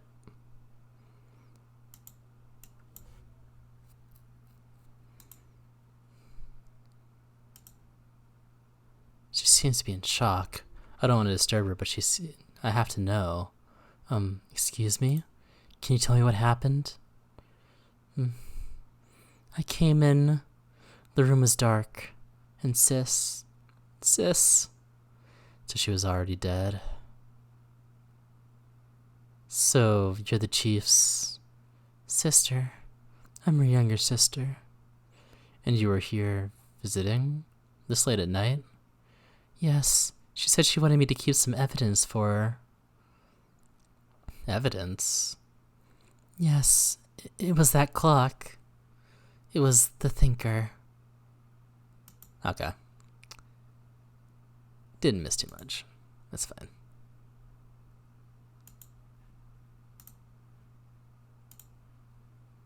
Alright, September 6th, 9:07 a.m. Detention Center Visitors Room. Wow. They have poor Maya locked up like a criminal.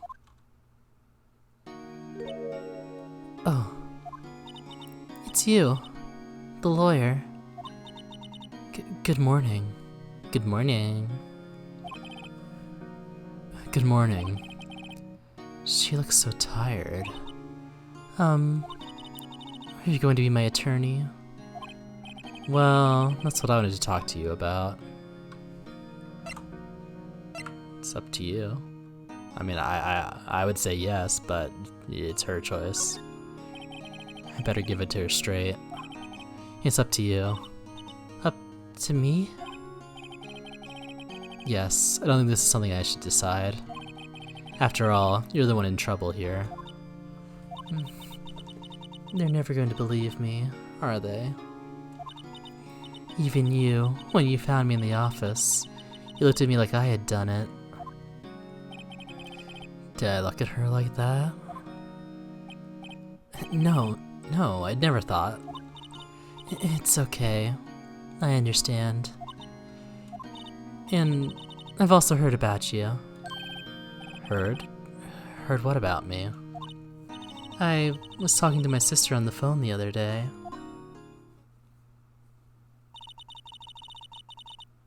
Today was my junior partner's first time in court.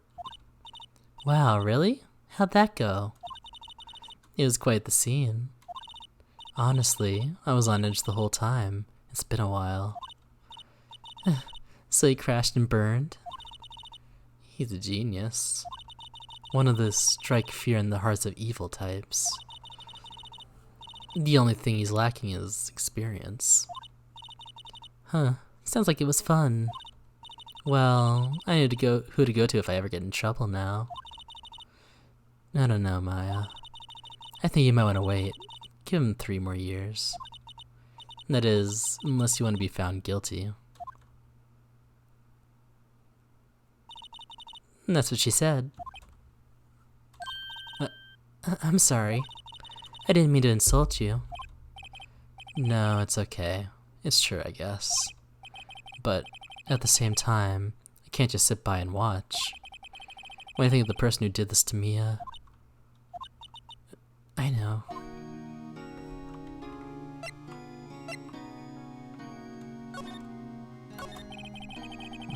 There's something I've been wanting to ask you. Yes? What's with that outfit? Oh, this? This is what all acolytes wear. It's my uniform, you could say. Acolytes? Like people in religious training? What is it you do? Oh, it's nothing strange, really. I'm a spirit medium in training. A spirit medium? I'm pretty sure that qualifies as strange. Day of the crime.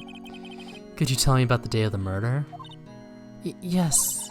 Let's see. That morning, I got a call from my sister. She wanted me to hold onto a piece of evidence for an upcoming trial. Evidence?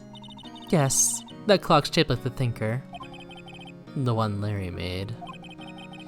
How could that have been evidence in a case? Right. She said something about that. I remember.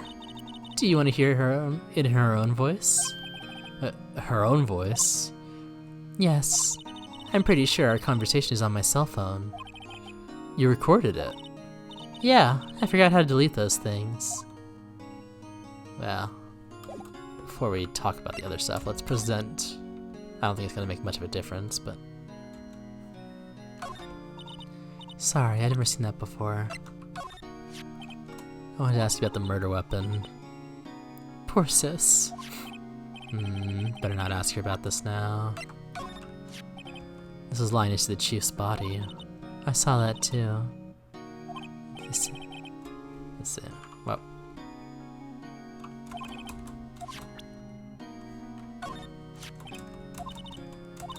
They said that they thought these were pieces of a broken light stand. Yeah, that seems about right. Though I'd never heard of a glass light stand before this. Remember that receipt? You mean the one with my name on it? Any idea why she... Absolutely none. Do you trust me? I trust you. I trust you. Why? Don't you think I did it too? No, I don't. It's just a hunch, but... The detective thinks I did it. Alright. Back to talking. cell phone. So you say you have a conversation with your sister on your cell phone? Let's hear it. Right. Oh, I just remembered. The detective took my cell phone. Sorry. Oh, right. Of course. Next time I see Detective Gumshoe, I'll ask him for it. I'll write you a note so you don't forget it, okay? Sure, thanks. Maya's memo added to the court record. A conversation I had with my sister is recorded on my cell phone. Oh, didn't we already ask about the day of the crime? We can ask again, but could you tell me more about the day of the murder? Sorry, I know it must be hard. No, it's okay. All I've been doing the last few hours is talking about it. I've kinda gotten used to it. Let's see. That morning I got a call from my sister. She wanted me to hold on to a piece of evidence for an upcoming trial. That's the thinker clock that Larry made. Practically qualifies as a serial murderer by now. So then, when did you arrive at the office? Ah! Lupin! Hello, welcome on in. God Club sends our love. Hello, hello. Welcome on in. Lupin, Zeke, Bebo. Oh, Bristleburr, hello. Welcome in, Raiders. I wasn't supposed to be playing this game, but, you know, tech issues happen, and I've been itching to play it anyway, so here we are. We already finished the first case, pretty short one. So now we're talking to Maya, who is the accused in our second case, unfortunately. She is the sister of our chief? Yes, the chief attorney, Mia Fey, who just got murdered. And Bug, hello, welcome in as well. Let me shout out Loop. I know you were playing some Balatro. Yeah, you guys want to talk about murders? Hello. I'm glad you two are safe despite the unfortunate weather happening. I love hashtag murder. Same, girl. Gingy, thank you for the follow. I hope you're doing well tonight too. Yeah, I'm a little. Well, I'm always a little eepy, but yeah, no, we're all good over here.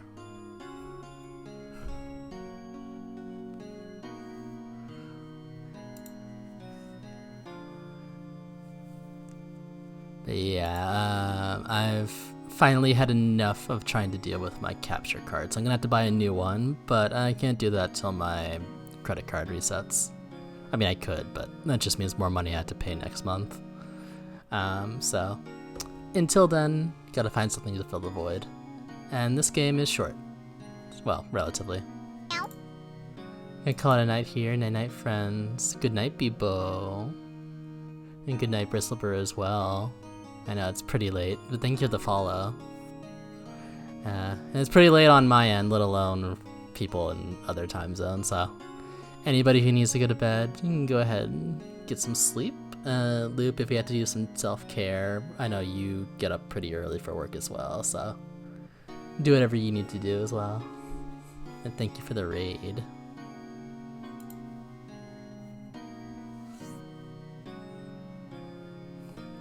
So then, when did you arrive at the office? It was right around 9 o'clock. Yeah, I should probably act like I have work tomorrow morning in case the power actually comes back at your work and you had to go. Yeah, true. Oh, our power went out last night, but it was only out for like an hour or two, thankfully. But since I already spent like 2 hours not being able to do anything, I just went ahead and went to bed after it came back on anyway. So I've been up since pretty early, at least for me. Good night, Loop. Wah wah wah. If you don't have work, then I'm sure you'll be hanging around. If not. Yeah, even if you do have work, you might be hanging out.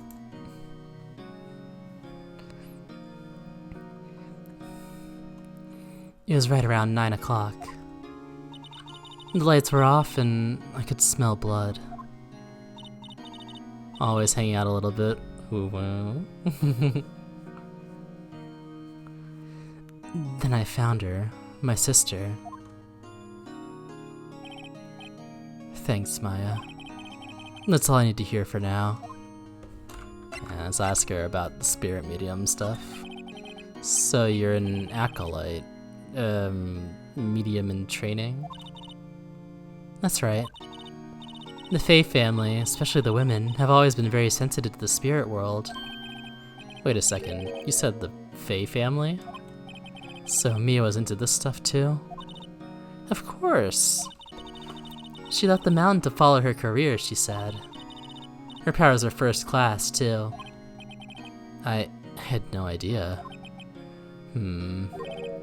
Wait. What? So you're a real honest-to-goodness spirit medium with ESP and all that? Yes, in training. Well, can't you contact me as spirit then? We can just ask her who killed her.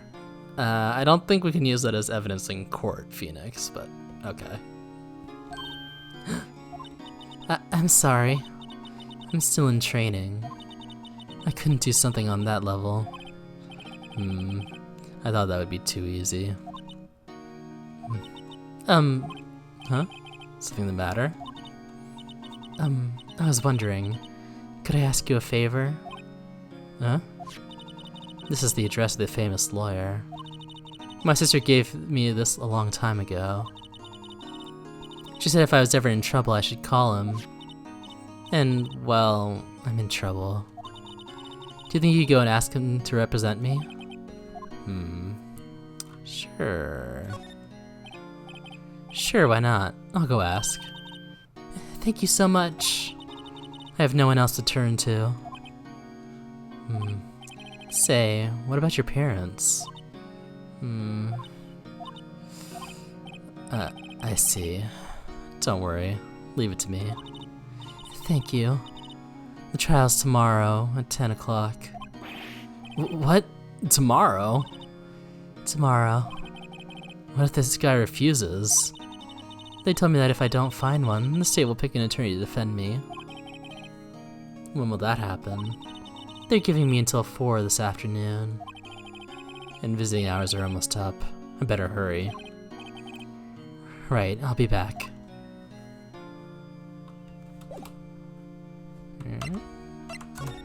Haven't examined anything in here yet, not that it really matters, but... Smile for the camera.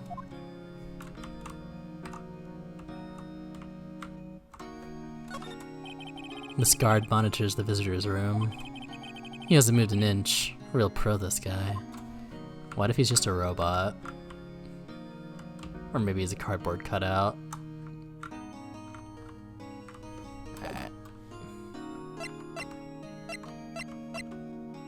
I watched the music video for Fleetwood Mac's Tusk the other day. And it's like a behind the scenes video of them. There's a marching band in that song, so it's the performance of the marching band, I guess, when they were recording, presumably. But one of the members isn't there, so they just have a cardboard cutout of him in the music video. And I was amused by it.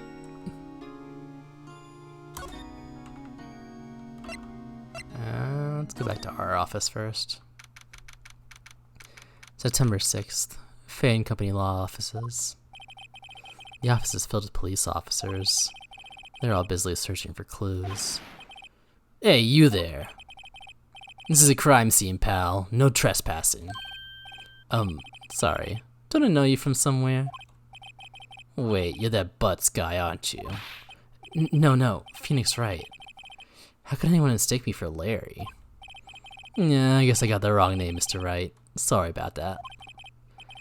That Butts guy, he was a killer. You're no killer, right? He was proven innocent.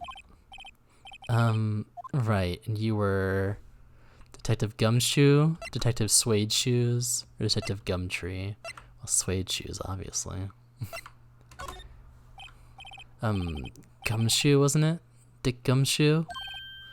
Right, at your service.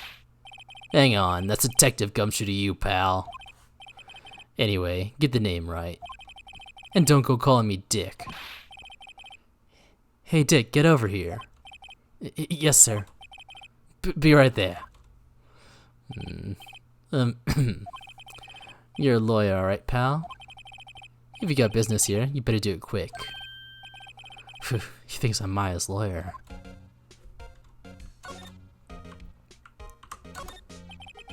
The sky is blue, and so am I. There's that hotel right across the way. Mia's favorite potted plant. I remember it had this bizarre name no one could ever remember. Cordyline stricta, pal. Who was that?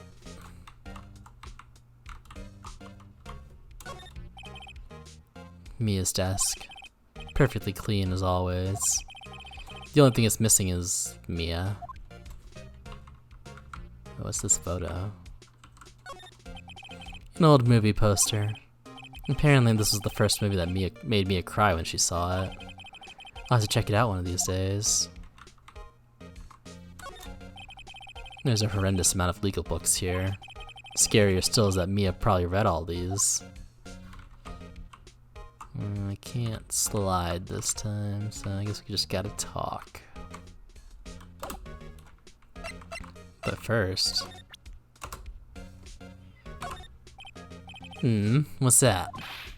Sorry, pal, but I got no info the likes of you. Rude.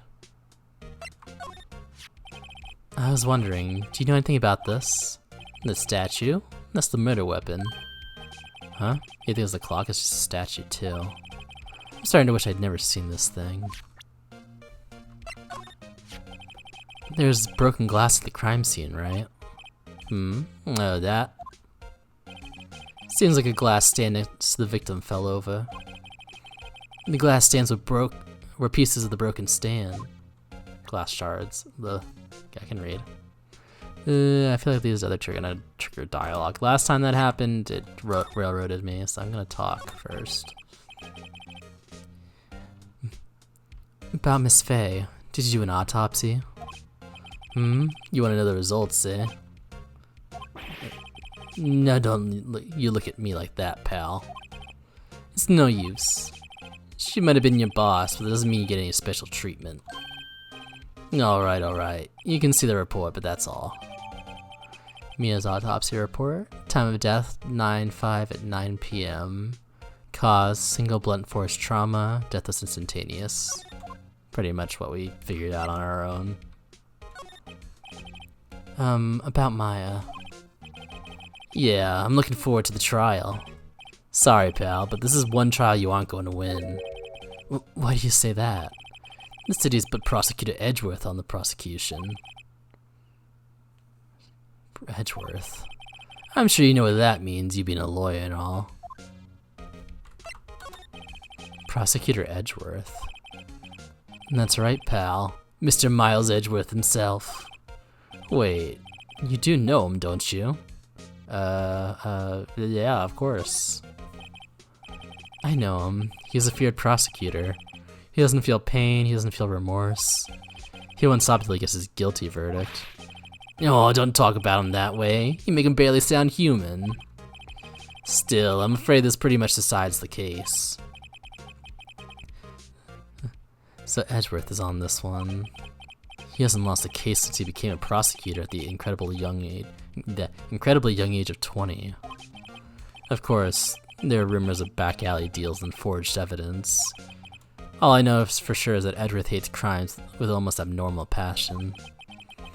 I never imagined I'd be facing him so soon.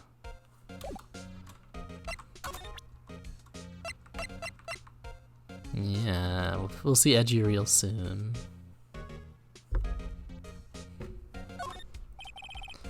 I was wondering, did you see Maya Faye's cell phone? Oh, that? I have it. I have that. Do you think you'd give it back? Sure. I mean, wait a second, pal. Tricky lawyer. Uh-oh, he's on to me. Tell him not so straight. We can only tell him gay-wise, right? Okay, I can't be straight with this guy. I can't be straight with any guy. But what should I tell him? Something the matter?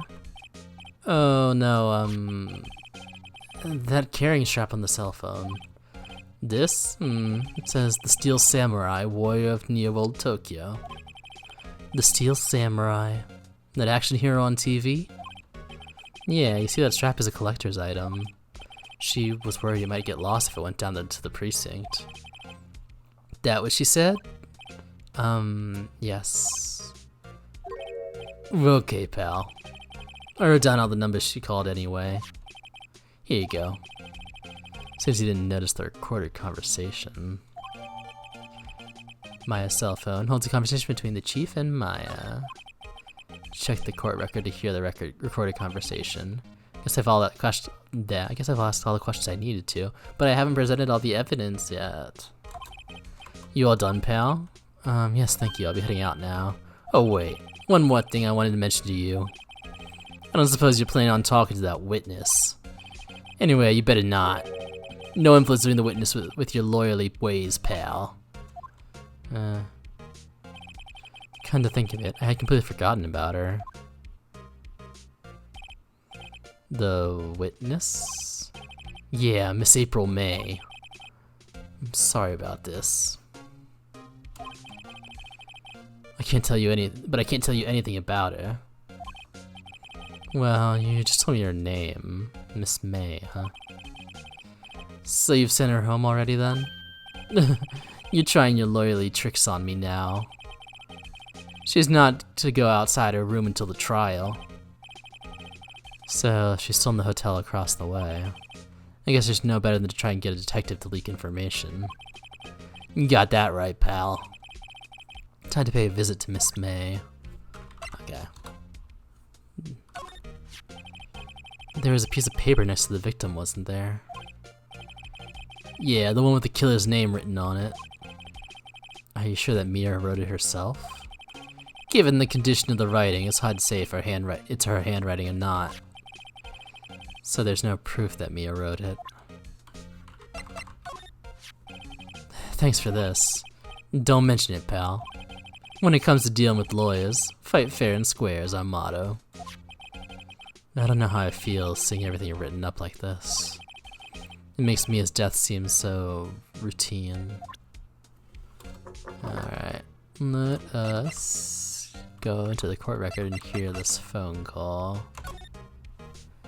September 5th, 9:27 a.m. Mia, what's up? You haven't called in a while. Well, actually, there's something I want you to hold on to for me. Again? What's it this time? It's a clock. It's made to look like the statue of the thinker. It tells you the time.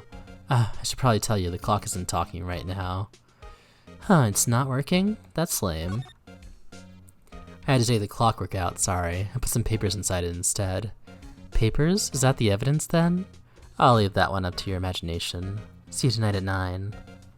See you tonight after the ad. Should probably get some more water. I'll be back.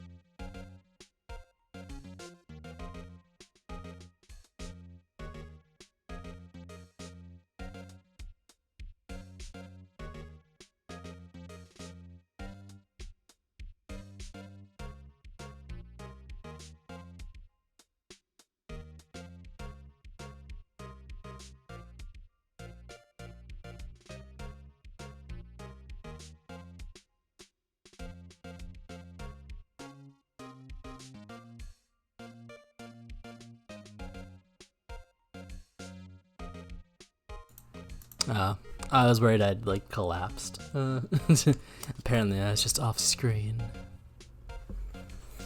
I've had weirder things happen to my avatar before. Alright, should be back from the ad. We didn't really get anything from the phone call that we didn't already hear, but you know, it's new to Phoenix. Let's go back to the detention center. Oh, that's not what we wanted to do. Present. Hey, I got your cell phone back. Oh, say, can I listen to my sister's voice?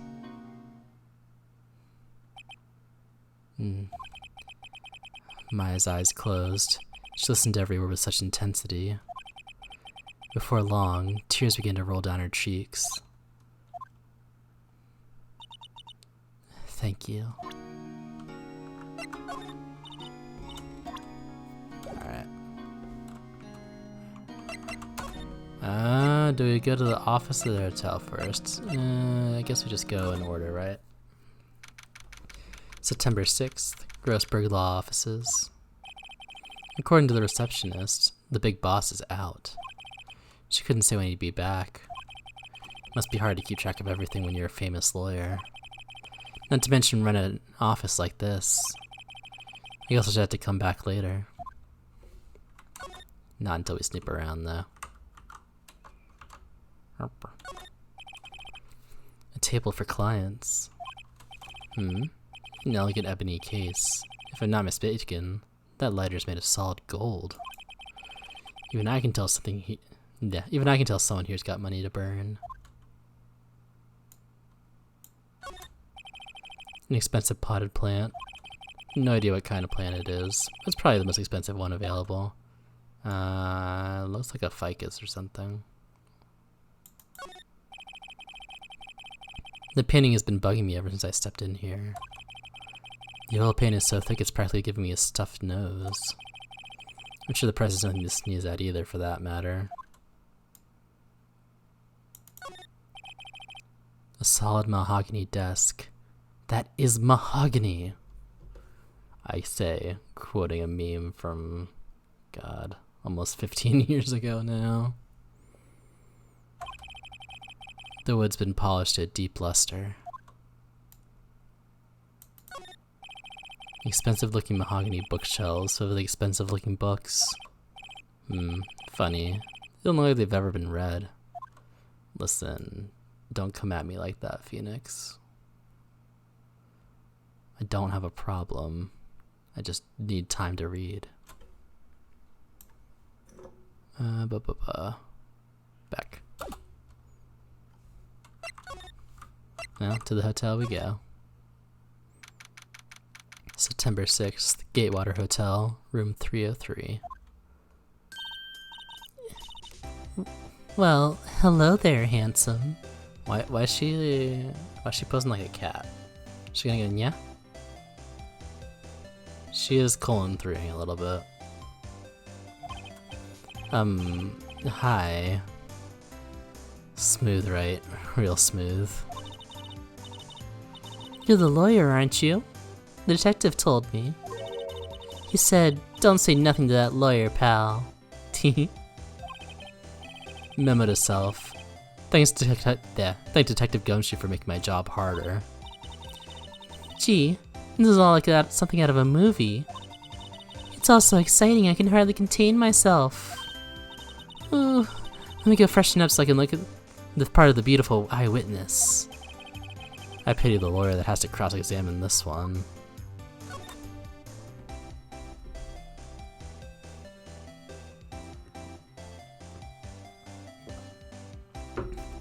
Well, this thing sticking out of the drawer obviously is suspicious.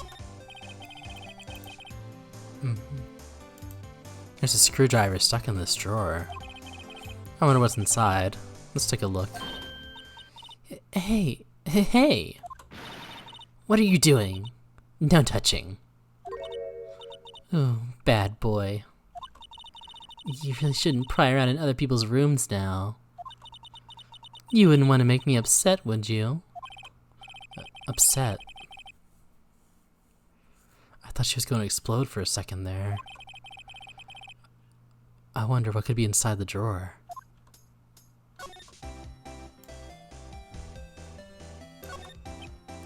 Ah, a still scene painting. Wait, should that be still life? Well, it looks like it has a person in it to me, so I would say no, unless it's not a person, but whatever. One of those is hanging on the wall.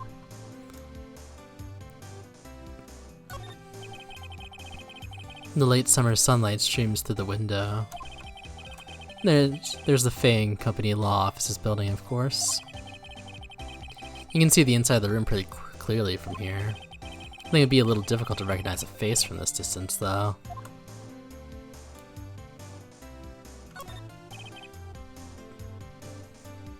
A simple bed. It's been recently made, nothing eye-catching here. A bottle and 2 glasses are on the table. Somebody must be staying with her. Alright, no evidence.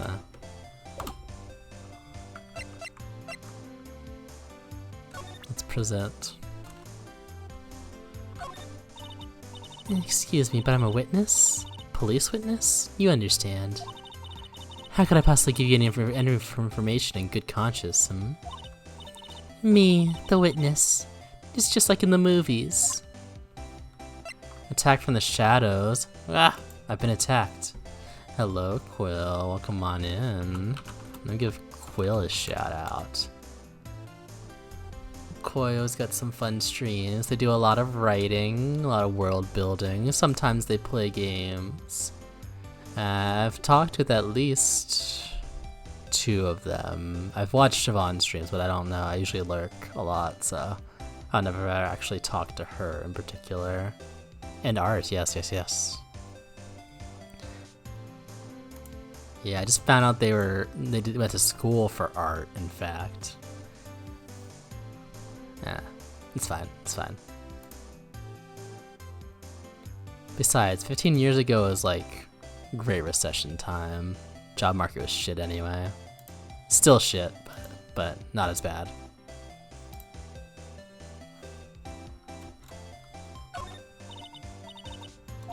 Is she actually gonna respond to any of this stuff? It seems like a no.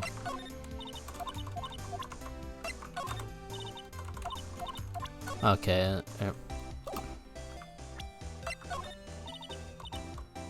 Oh yeah, I've also watched Sariana streams, but Sariana does not appear in VR.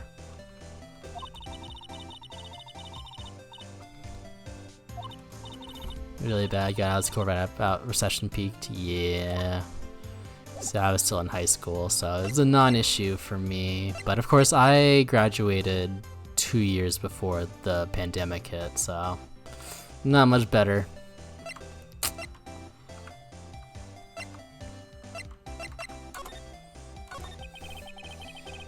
Do you think you'd tell me something? I need you to describe what you observed at the time of the incident. Ooh, observe. Incident. You sound just like a lawyer in the movies. I like a man with a big vocabulary. Yeah? Better not encourage her.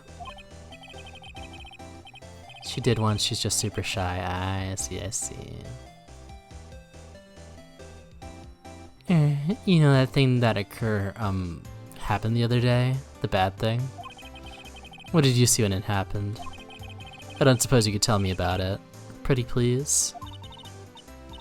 Let me see. Well, dream on. If you want to know, you'll just have to come to court tomorrow, Mr. Lawyer. Oh boy.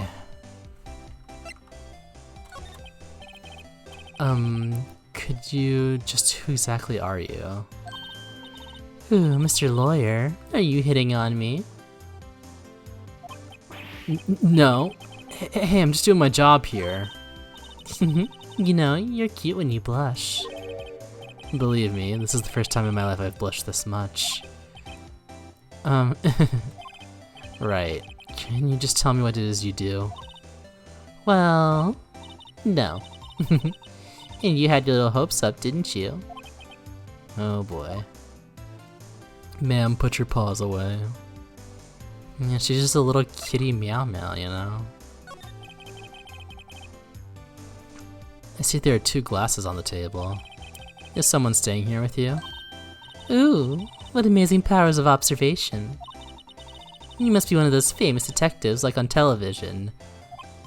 Oh no, not me. I'm just a lawyer. Say, Mr. Big Detective, why don't you go look for clues in the garbage, Miss May doesn't like nosy little lawyers. Oh boy. Well, you are completely useless. So I guess we'll just go back to the law office. Seems like Mr. Grossberger's out. Well, maybe I should just wait here for him to come back. If that wasn't the most over-the-top clearing of the throat I've ever heard. So you're the one they say has been looking for me? Yes, that's me. Even looks grander than I imagined. That badge on your collar. So you're a lawyer, are you now? Yes, well, yes. And what do you want?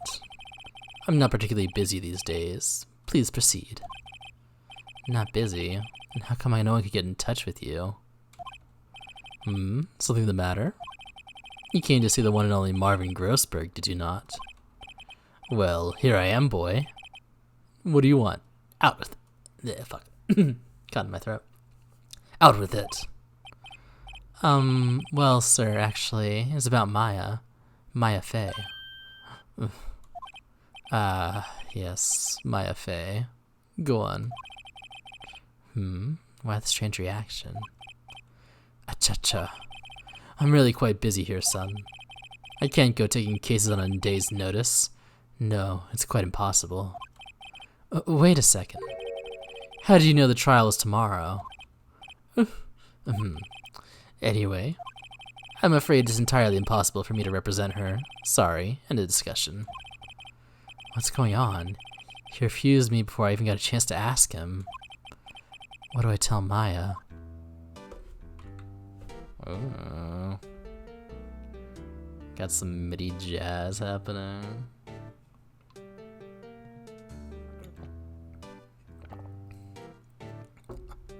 So, what is this sculpture in the background? Is it a dinosaur?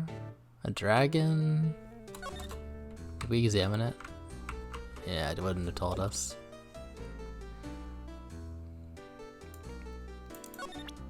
Always present first.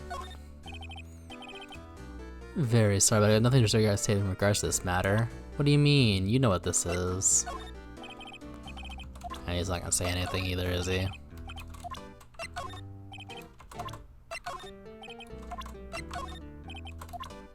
Useless. How can you just refuse like that? Please tell me why you won't take the case. Well, you see, it's just... I'm busy, you see. But the client is Mia Fey's sister. Mia trusted you. She knew her sister would be in good hands. Yes, of course. I know that. However, I'm sorry, but I must refuse. Sorry. Goodbye. Creep. Fine. I don't have time to argue with you anyway. I'll go look elsewhere. Think not.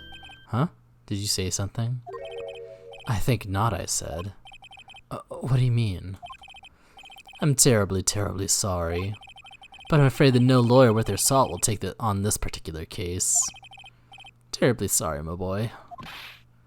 Why? I cannot say. I beg your pardon, but could you leave? No, I've got nothing more to discuss with you. What's going on here? No, I got 2 more things to ask you. How did you know Mia Fey? She worked here a long time ago. Quite the apprentice, that one. Learned my techniques in the blink of an eye. She left one day quite suddenly. She had a mission, you see. A mission? You could see it in her eyes. She followed it with a burning passion. Never looked back, that one. The painting. That's quite a painting. You noticed. It is my pride and joy, Impressive, isn't it? Well, isn't it? The color of the sky, the hue of the sea, the weave of the straw hat. It's worth at least 3 million.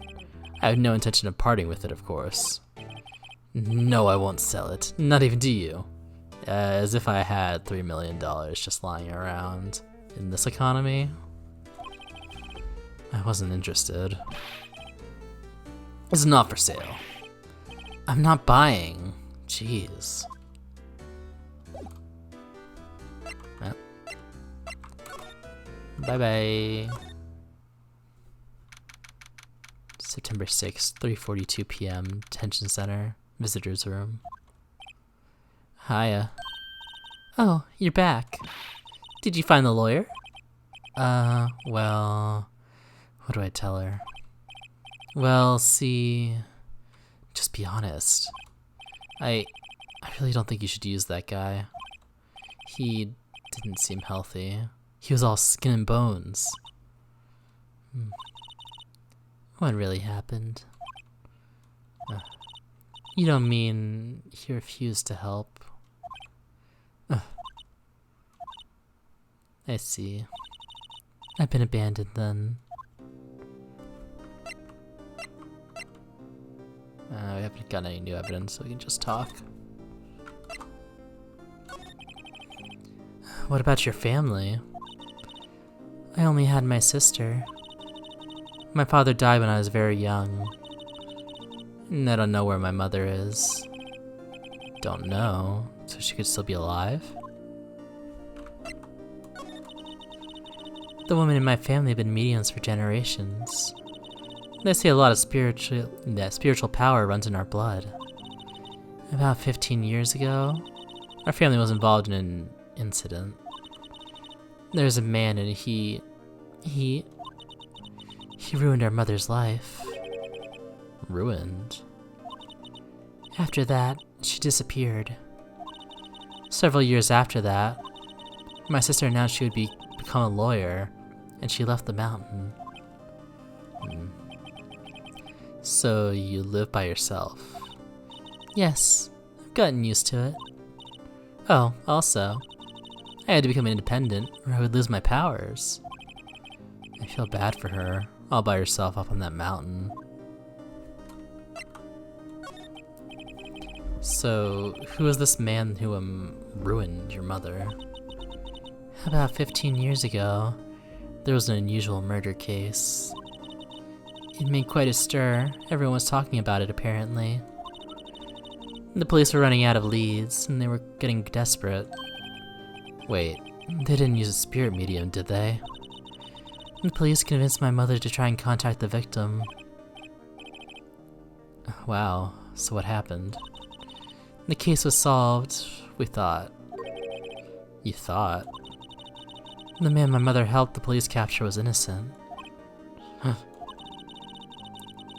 The police's consultation with the medium had all been carried out in secret, of course.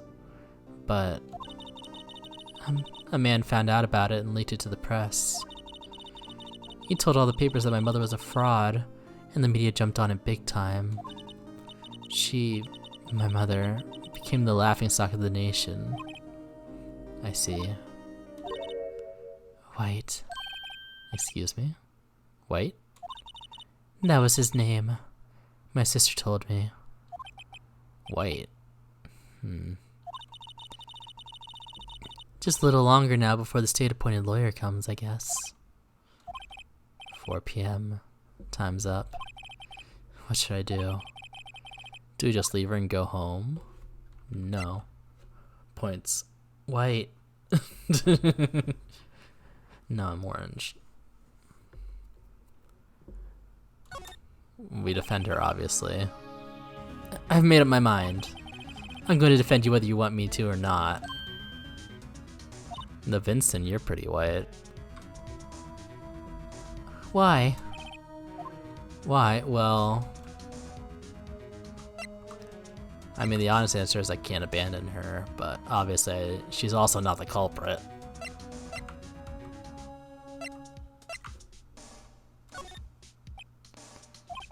No one is as sad as a person without any friends.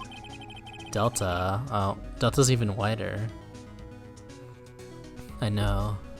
I've been there a long time ago. Why did I become a lawyer in the first place? Because someone else has to look out for people who have no one on their side. Maya, I won't abandon you. You can count on me. That's so kind of you.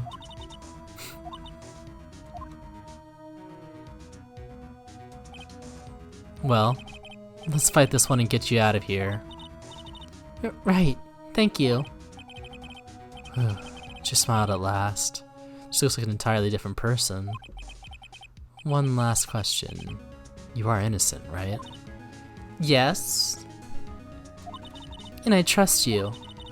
So you trust me too, okay? It's a deal. So, what next? There's something that's been bugging me. Just what was inside that strange woman's drawer?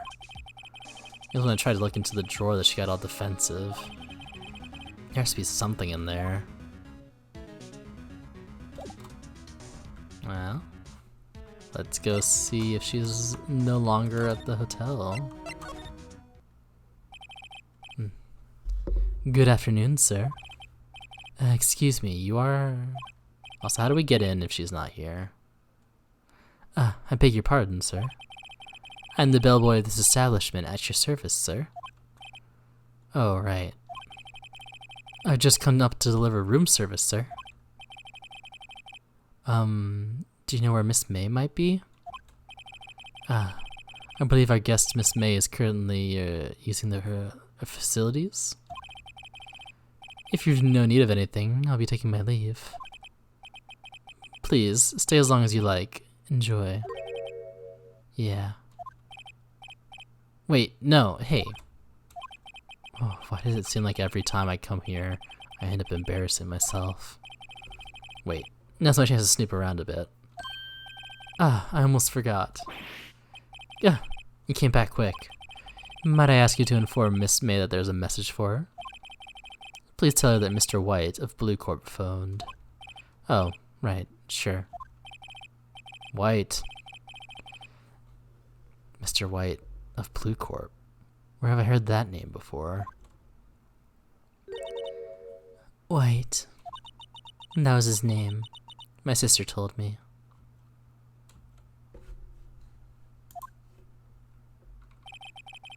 White was the name of the guy who ruined Mia and Maya's mother. Could it be a coincidence? No. Also, yeah, the bellboy is kind of hot, gotta say. There's a screwdriver sticking out of that half-open drawer. Now's my chance to see what's inside. What do we have here? Cheesy, Rondo, double raid. Hello, welcome on in. We come for cheese. I actually do have some cheese with me right now, but that'll be my snack for when the ad runs. Welcome on in. What were you guys up to? Shout out to Cheesy. And also to Rondo. We get queued up. Playing some Nine Souls. Ooh, cat game. I haven't played it. I saw Zord play a little bit of it a little while ago. It looks cool. I think Seth was playing it too. A lot of people were playing it. Yeah, I hope you guys had a good time. Rondo's raid is full of cuties. Yeah, I bet it is. Welcome on in. Who we got? Cheesy, of course. Jewelster, Velfra, Obsidian Rock and Freecount. Rondo, of course. August, hello. Welcome on in. We are playing some Phoenix Wright. This is not my first time playing it, but it's my first time playing it in a pretty long time. So, if they didn't already show me the whodunit, I would still know. Except, actually, I don't think I remember much about the third case. But I do remember the rest. In terms of the murders. I don't remember the details, but, you know. And PJ, hello, welcome on in. Let me shout out PJ as well. He'll come up eventually. Yeah, welcome on in.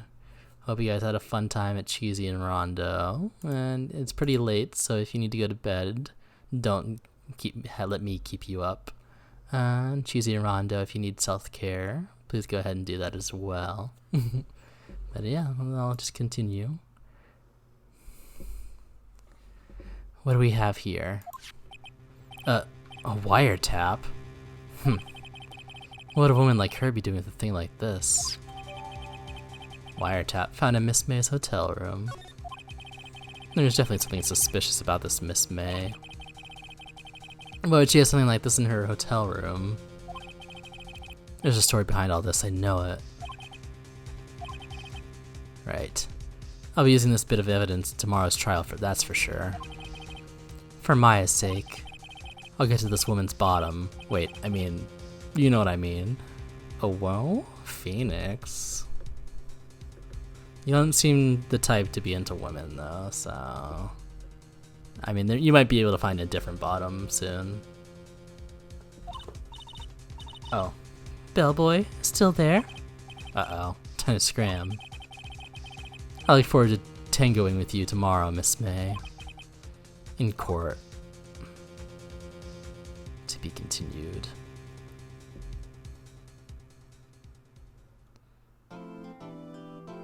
Let's save.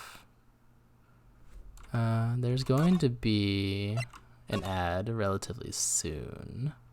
So when that happens, I'm gonna go take a quick break. But they've been on a little bit of a delay today, so it probably won't be for another 2 or 3 minutes. What if the bellboy is the women's bottom? Now you're talking. September 7th, 10 a.m., District Court, courtroom number 1. There he is. Court is now in session for the trial of Miss Maya Fey. The prosecution is ready, Your Honor. The defense is ready, Your Honor. Miles Edgeworth. I better not show any signs of weakness today, or he'll be on me in an instant. I hope he is. Please? Wait, now we're the bottom.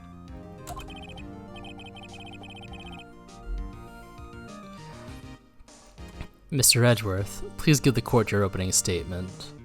PJ was also playing Nine Souls, what the heck? Everybody's playing it today.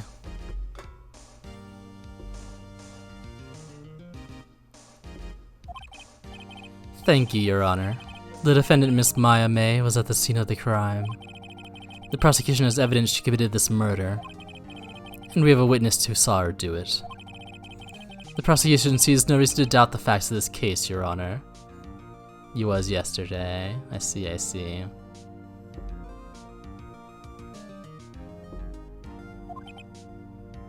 I see. Thank you, Mr. Edgeworth. Let's begin then.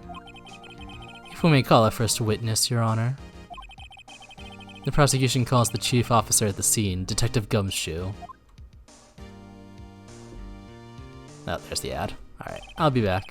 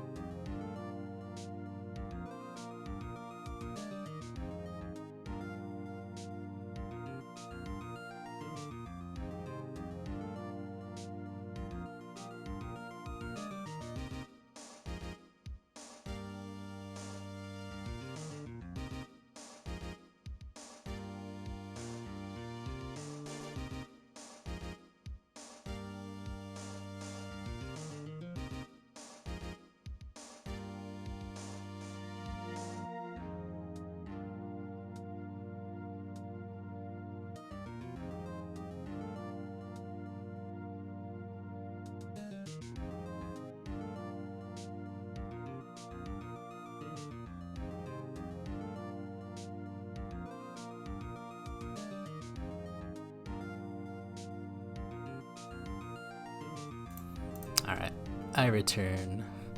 Also, unfortunately, the cheese is now gone. Better luck next time, Cheesy.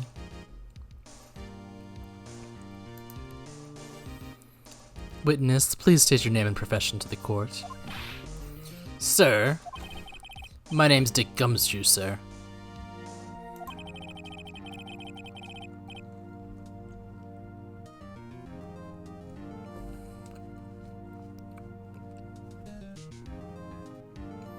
Almost. Hold on. Okay. Sorry, had to swallow.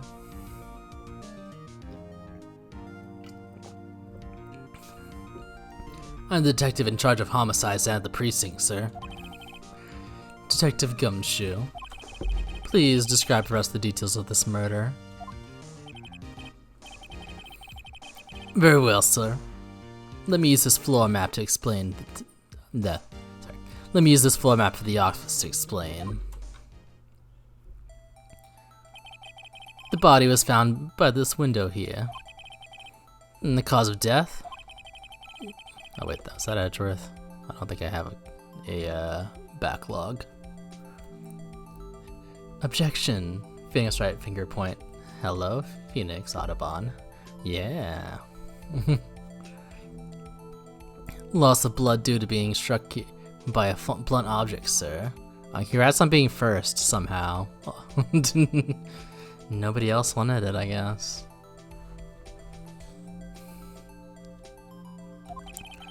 The murder weapon was a statue of the Thinker found next to the body, sir. It was heavy enough to be a deadly weapon, even in a girl's hand, sir. Meowdy meowdy. Whoa, I actually do have a meowdy. Oh, that's Bug. That's me. No, it is a sub-emote. I could make it a follower emote. Well, to consider. The court accepts the statue as evidence. They're still calling it a statue. Floor plans, the murder scene, the Fay and Company law offices. Now, detective. Yes, sir? You immediately arrested Miss Maya Fay, who was found at the scene, correct? Can you tell me why? Yes, sir. I had hard evidence she did it, sir. Detective Gumshoe. Please testify to the court about this hard evidence. Can I... Before we even listen...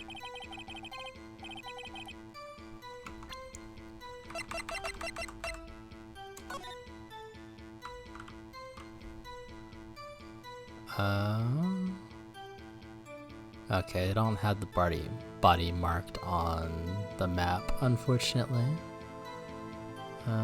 But everything seems to check out. I'll pay attention. As soon as the phone call came, I rushed into the scene.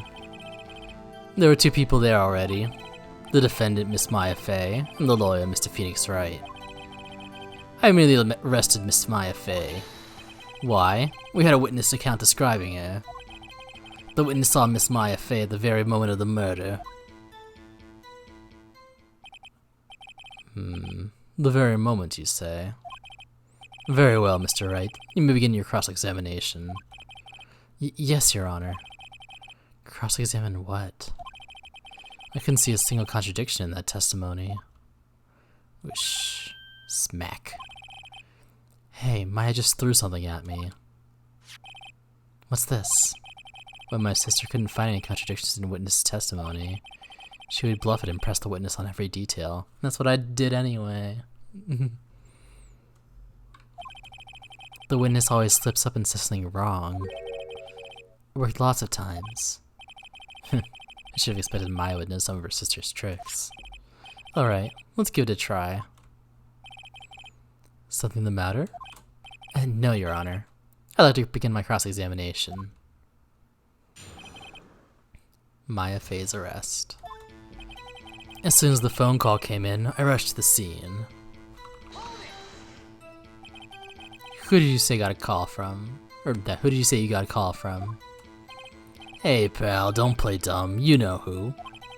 The call was from a customer at the Gatewater Hotel, right across from the crime scene. Okay. I pressed, not sure it did much though. Right, please continue.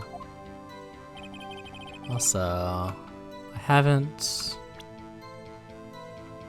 Oh wait, no, we don't have profiles in the court record. At least not during the, yeah, court record. Tontana, hello, thank you for the follow. I didn't pay attention. I guess we can only look at the character profiles if we're looking in the court record. There were 2 people there already. Oh. Detective Gumshoe, how long would you say it took between you receiving the call and your arrival at the scene of the crime? Right, I'd say it was about 3 minutes. That's pretty fast. Our motto this month is quick response. And that's how I got there before the killer got away. Real police could never. Indeed. So tell us who the 2 people you found on the scene were. Yes, sir. The defendant, Miss Maya Faye, and the lawyer, Mr. Phoenix Wright. Are you absolutely sure it was us? Listen, pal, your dumb act will only get you so far. With your funky hippie clothes and your spiky hair, you 2 stand out like suspicious people at the crime scene. Well, he does have a point about her. She is pretty unmistakable. I should make my points to press a little more care, with a little more care. Nah, I don't think it matters. I didn't even read that one. Why is that? What's your reason? What? Let's see. I immediately arrested Mr. Okay.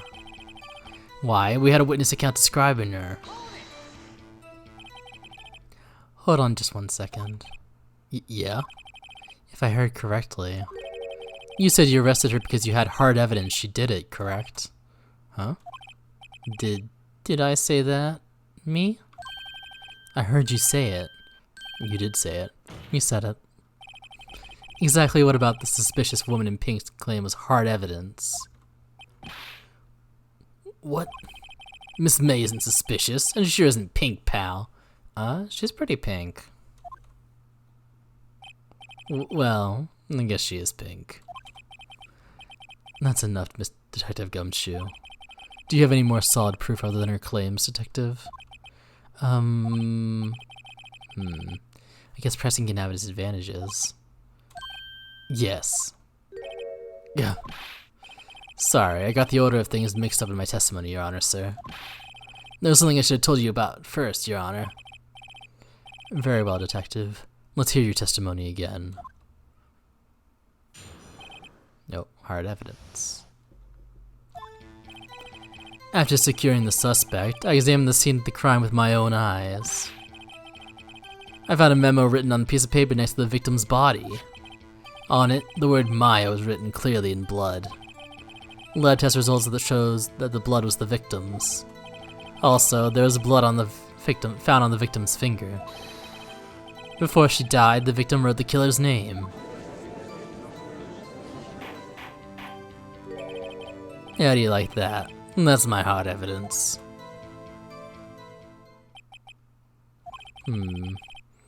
Before we begin a cross-examination, I have a question for you, Detective. Your Honor?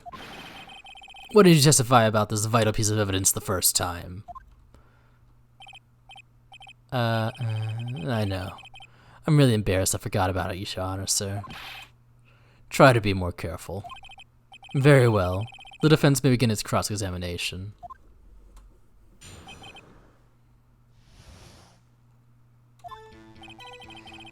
After securing the suspect, I examined the scene of the crime with my own eyes.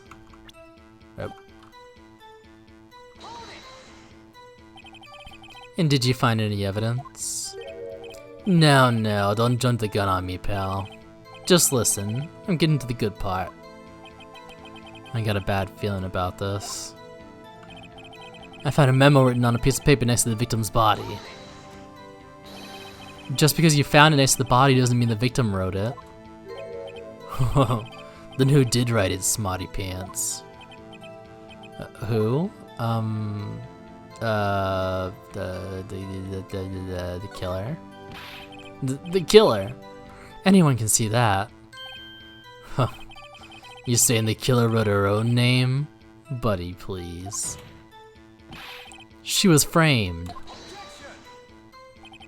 Hold on. If that's the case, where's your evidence? I guess that was a bit of a tall order for you. Those without evidence shouldn't open their mouths, Mr. Wright. Yeah, pal. Yeah. Well, detective, tell us what was written on that memo you found. On it, the word Maya was written clearly in blood. Do you have proof it was Mia who wrote that? Of course I do, pal. Uh-oh. He sounded pretty confident. This might not be good. Lab test results show that the blood was the victim's. What kind of tests were these again? Huh? What kind? Well... I hear they take the, little bits in the blood, the, hemoglobin, subgob, hemoglobin bob. I refuse to testify on this matter, pal. I'm no expert on blood tests. Yes, that was quite clear. You may continue with your testimony. Thanks, pal.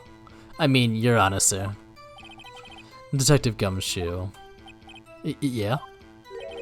I look forward to your next evaluation, as should you. Oh. That was a mess. Right, where was I? Also, there was blood found on the victim's finger. On which hand was the bloody finger, detective? The right hand.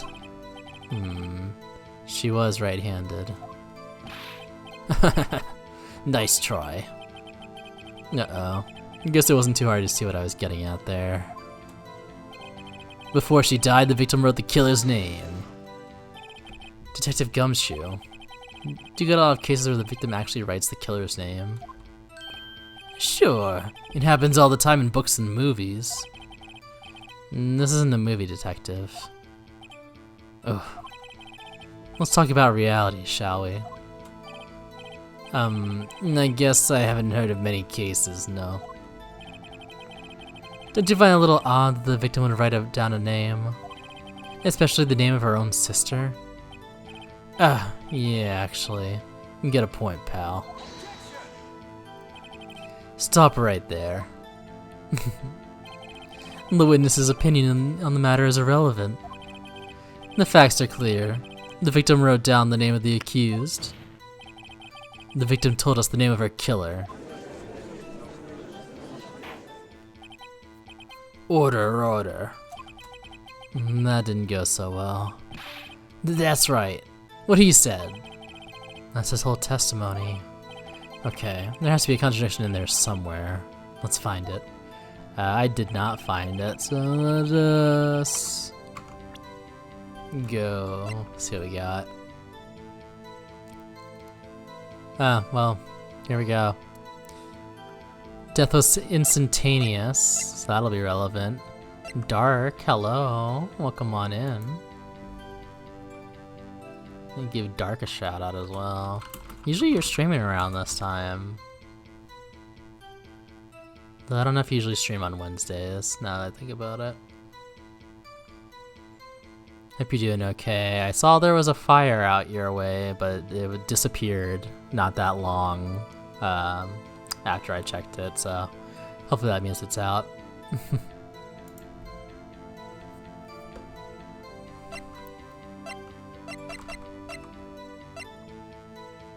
Let's see.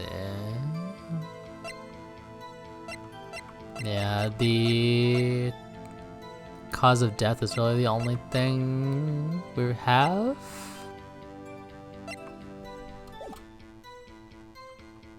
Let's see, examine the scene of the crime. Found a memo, word Maya, written clearly in blood. Blood found the victim's finger. She died, she wrote, before she died. Alright.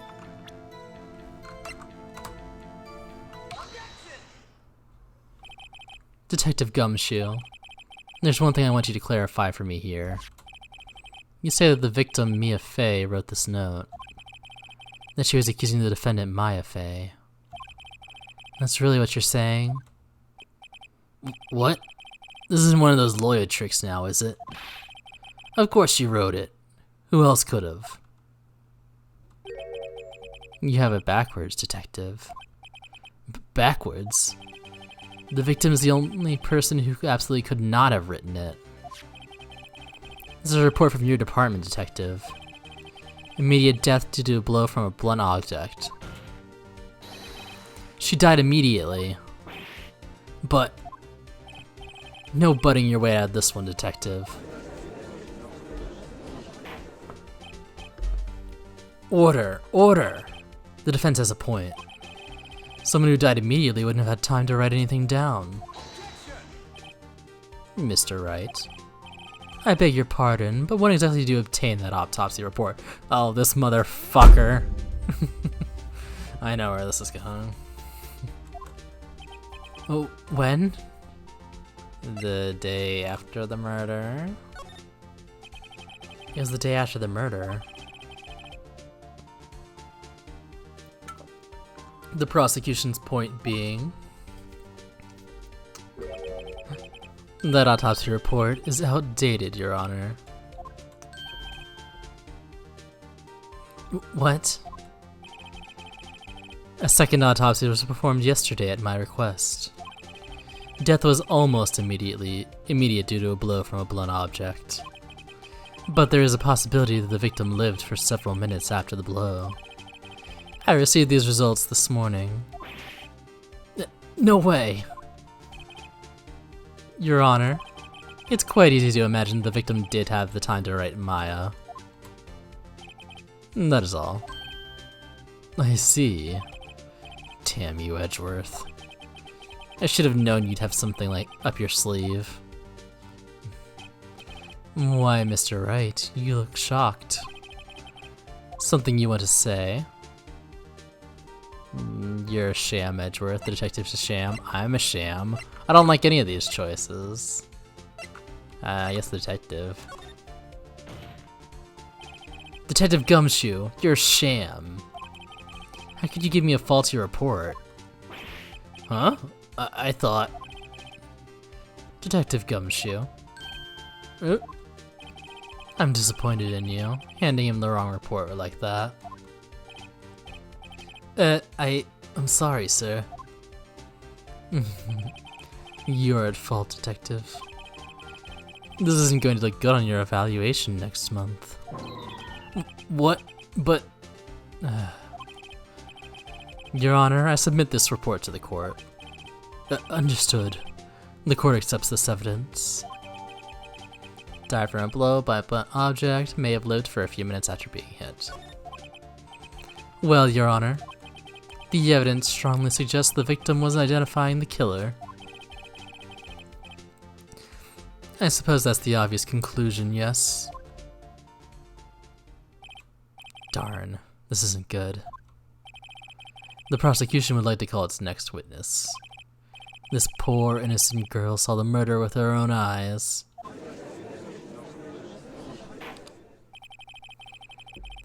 Let the witness, Miss April May, take the stand.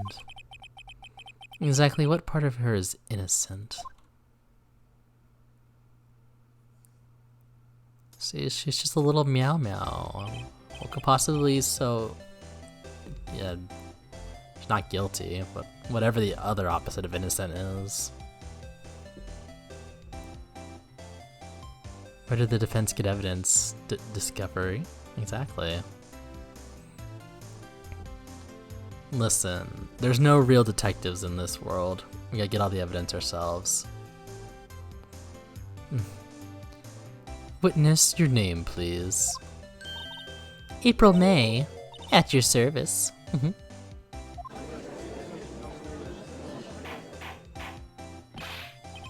Order.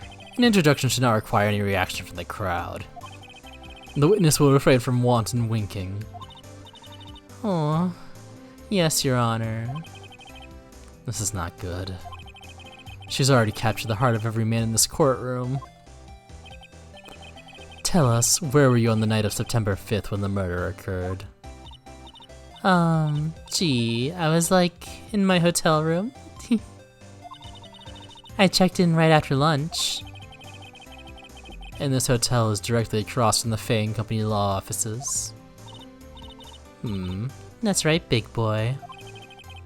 Please testify to the court about what you saw. Witness's account. It was like 9 o'clock at night. I looked out the window, you know. And then, oh, I saw a woman with long hair being attacked. The one attacking her was the mousy girl sitting in the defendant's chair. And the woman, like, dodged to one side and ran away. But that girl, she caught up to her and she hit her. Then the woman with the long hair, she kinda slumped. The end. That's all I saw. Every little bitsy witsy.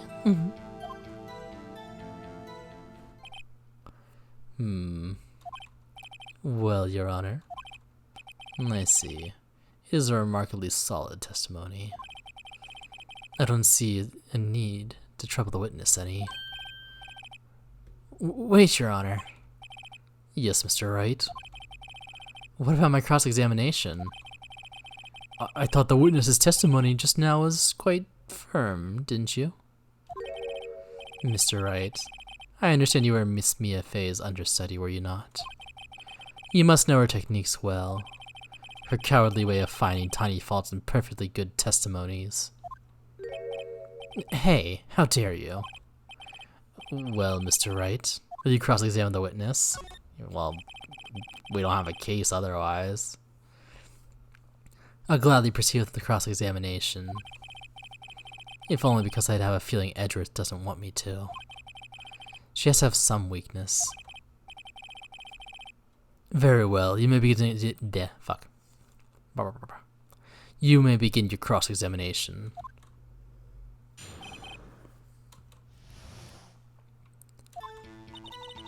He was like, oh, cross-examine me? Fen. Be careful, you don't know what secrets you might find. It was like 9 o'clock at night. I looked out the window, you know.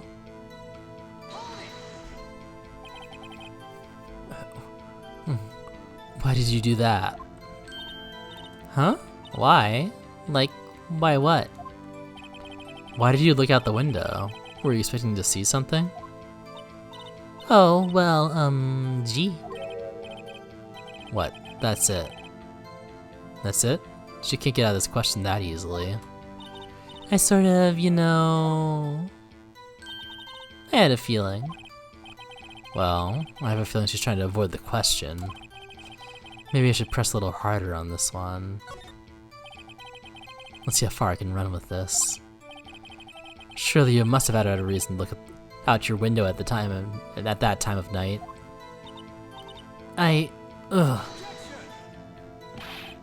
Mr. Wright, I will not have you badgering my witness.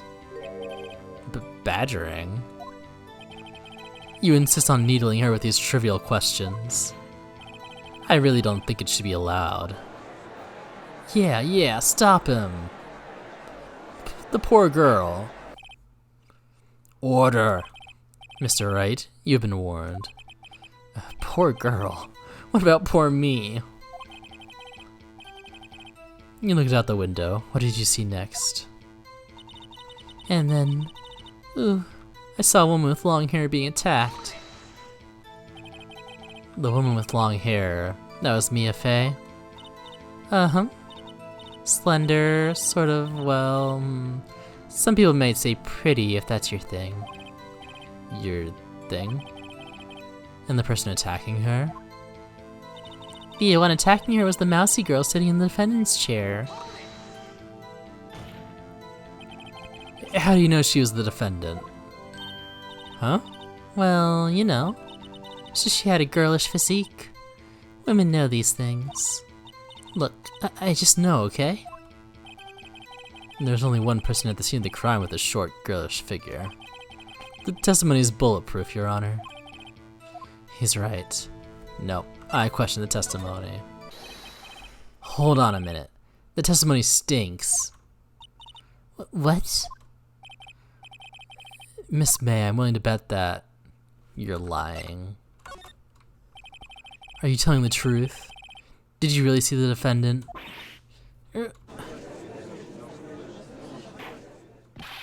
Mr. Wright, what's the meaning of this? Yes. What is the meaning?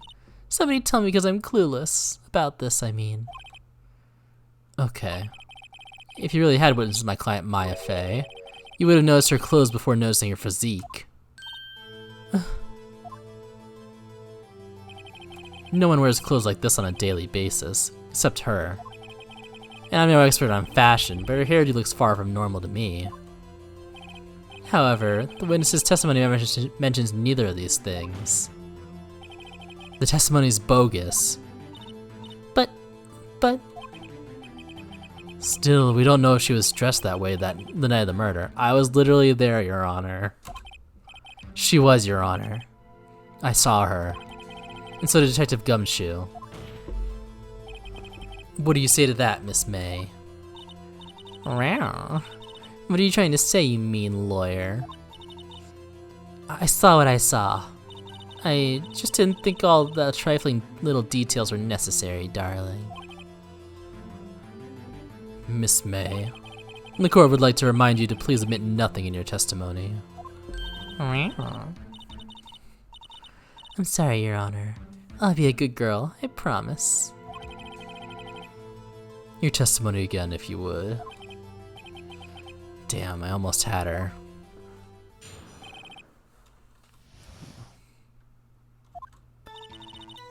I did see everything. I did. The victim, the woman... Oh. You didn't see anything, you just saw an ad. So rude.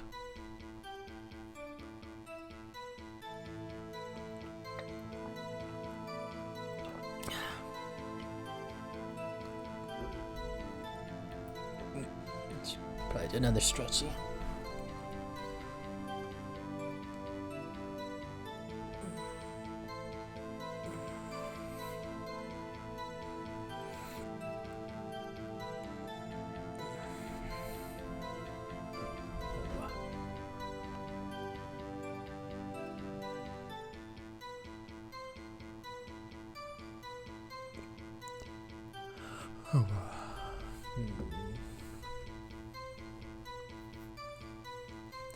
I feel like I need to finish off once we get to a stopping point, because I'm getting pretty eepy.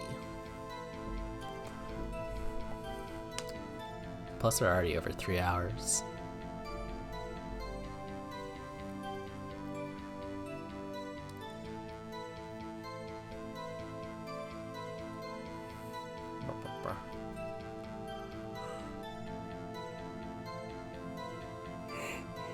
Oh, first was I say EP. I start yawning.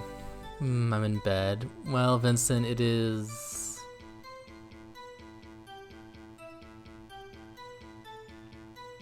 almost 9 o'clock for you. Which, to be fair, you work overnight, so that is EP time for you.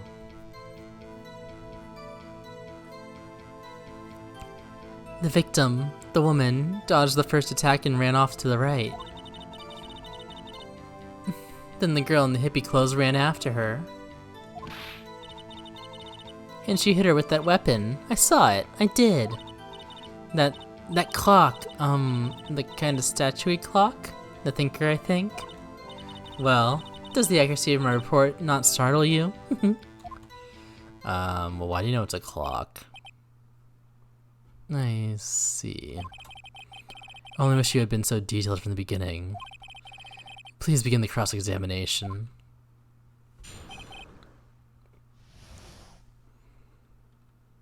Radium.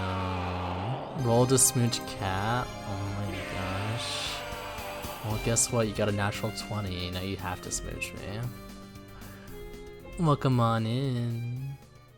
Sugi, Baffy, Radium, Seth, Pixel, hello, hello. Thank you for the petties, Draco. And Garflin, hello. So many good beans. Shout out to Radium. How was Baldur's Gate? What it was like not getting to see any penis? If there was even any penis in the first place. So sad, so sad. Also, why am I like rotate? Oh, what? Hello? Coop Raccoon, double raid. We're here to upgrade your pants. My pants? Do I have pants? Hold on. Maybe a shout out. Welcome on in. I just got raided right before this, so that's a double raid. Oh my gosh. Yeah, it'll take a bit to pop off because of the shout out before, but welcome on in. Oh, and Hunter the Lichen Rock, thank you for the follow. Let's see who else. It's all Garf. So we got Numeropetter, Gadget, Tontana, hello again. Sparky, hello. Deadly Wrath of Darkness, Snaps the Mouse. Oh, a poop.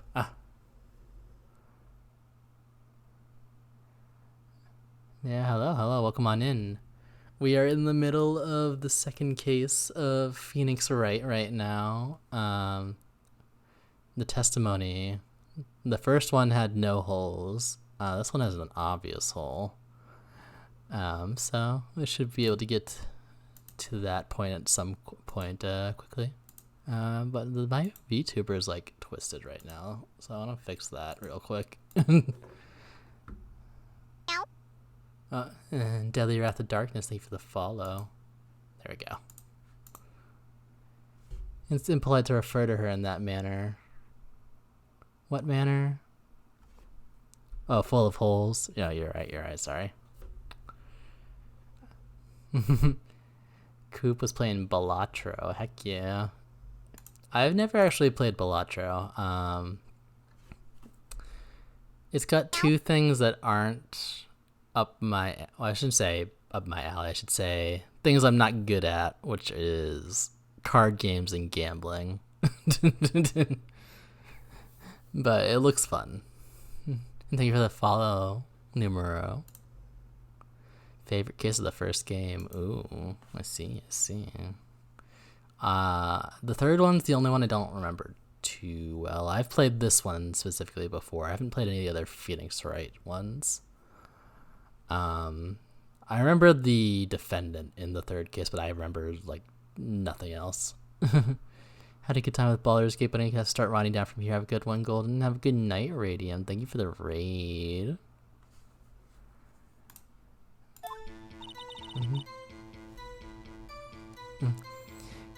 I did see everything. I did. The victim, the woman, dodged the first attack and ran off to the right. Oh wait, I didn't press. Not that it matters, because I already know where to press to go with the evidence, but it's fine. You saw me then, so you saw me then too.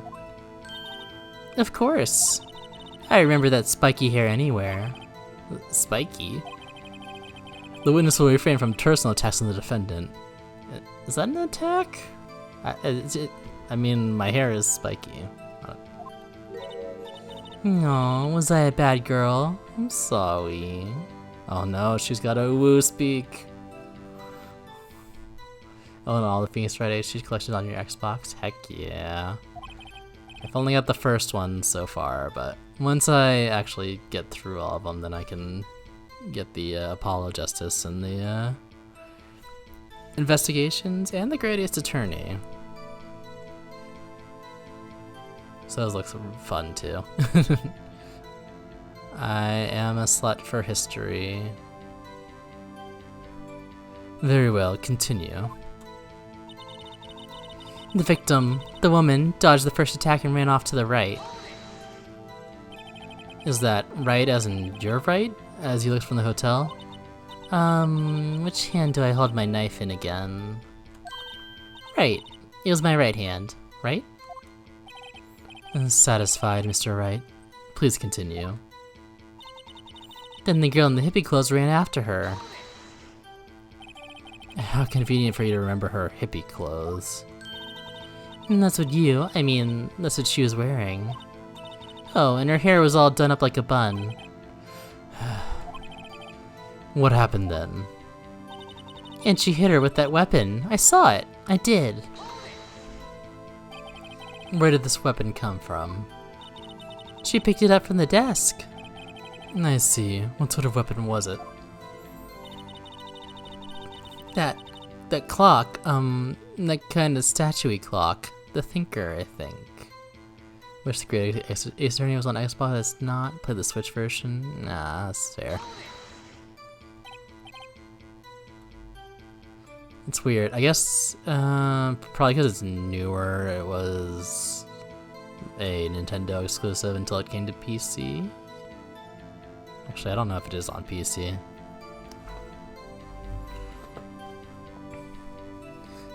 Clock? Didn't this come up in another testimony recently? Well, don't look so sour, Mr. Lawyer. You can't win them all. But I have a feeling I'm onto something now. Yeah, she shouldn't know it's a clock.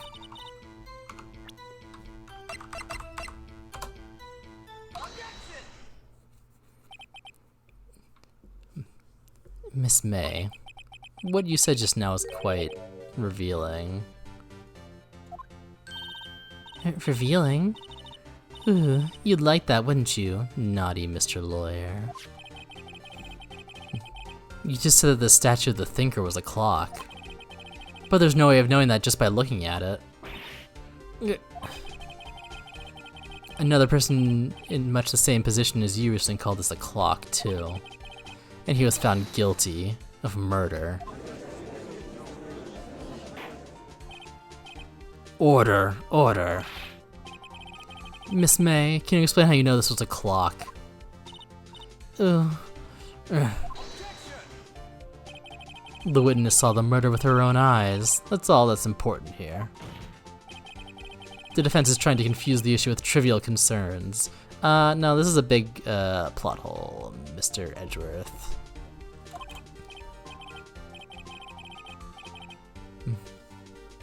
Yes, of course. You withdraw your question, Mr. Wright. But questions are all I have, Your Honor. And as you may recall, I caught murders with these questions before. Well, only once. Objection sustained. You may continue to question the witness. Whew, that was close. If you stopped me there, the trial would be over. Huh? What? So, what happens now? What happens now is you answer my question. How did you know it was a clock? What? That's... because I heard it? Yes, I heard it say the time. How? So, you've been to the law offices of Faye and Company? No. Hey, I didn't say that. Why would I go there? I heard it from my hotel room. The law offices of Faye and Company where the murder took place is very close to the hotel. She could have easily heard the clock. No, she couldn't. Unless the windows were open and there was like, I don't know, 6 feet of space in between them.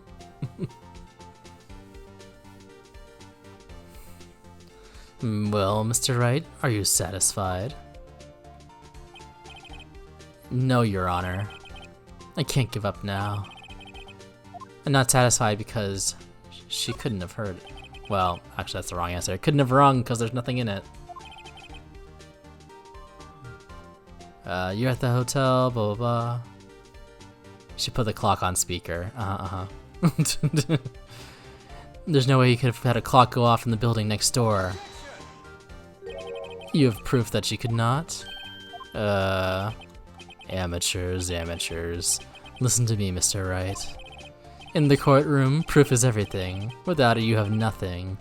You are nothing. Then I would like to propose a test to see if she really could have heard. The prosecution denies your request. What? On what grounds? This is a trivial matter with no direct bearing on the case at hand. Indeed, objection sustained. Damn, time to switch directions, quick. Ready to proceed, Mr. Wright? No, Your Honor. I can't give up now. I'm not satisfied because it couldn't have rung. Your Honor, members of the court, it is inconceivable that the clock in question rang because it's empty. That clock is missing its clockwork. How could you possibly? Just take a look, right now. Oh. See anything interesting, Your Honor? Nope. Have a good night, Hunter. Thank you for popping in.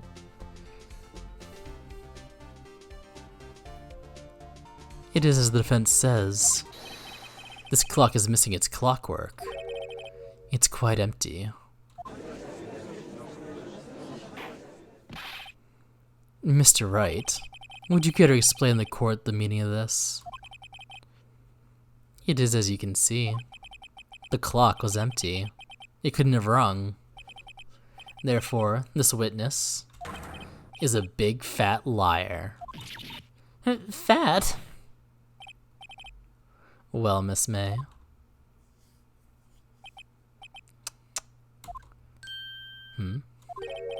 Quite a show you put on for us, Mr. Wright.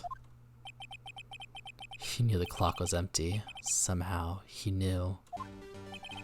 I'm afraid you've forgotten one thing, however. Indeed, the clock is empty. As you say, it can't ring. However, we must ask, when was the clockwork removed? If it was after the witness heard the clock, then there is no contradiction. That's true. That is a possibility. The clock might have been emptied after she heard it. And that is exactly what happened, Your Honor. Well, Mr. Wright, can you prove when the clockwork was removed? Yeah, I got the phone call. I'm way ahead of you. Impossible, of course. I have proof. What? Wasn't it you who told me proof is everything? Well, I was listening. And now I'll show you the proof you like so much. The evidence that proves when the clockwork was removed is... Oh, God, I always do this.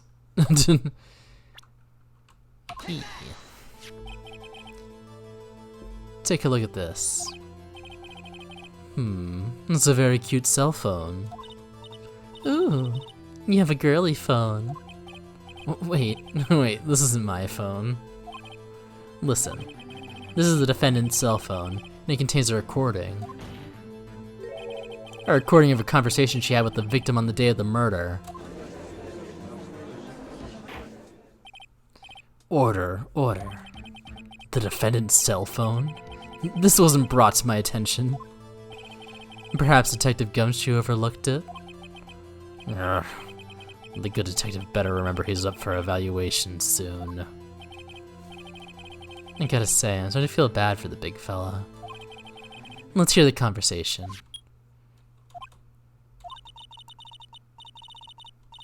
So you just wanted me to hold on to the thinker for you then?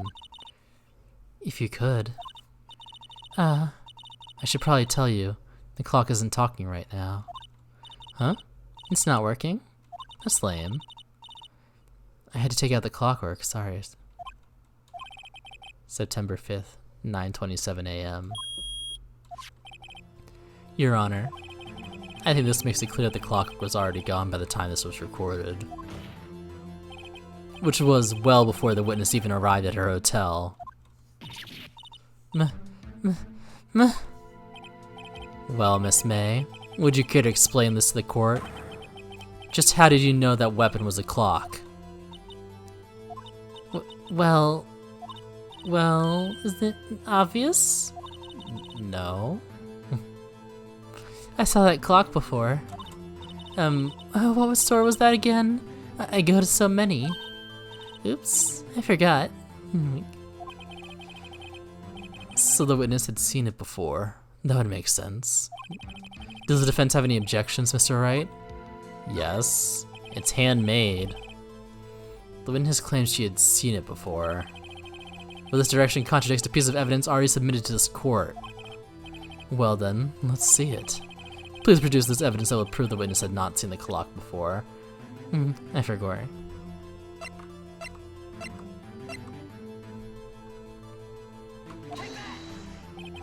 It's simple. This clock was never in any store, ever. I'm gonna think these might not be smart people. You could be right. When they say that Phoenix is a genius, maybe he just has common sense. What? A friend of mine made that clock. Only two exist in the world. And the one that isn't here is in police custody. Impossible. Everything is sold in stores. Miss May, I think it's high time you went shopping for a better excuse. Oh, excuse is not on sale today. Oh.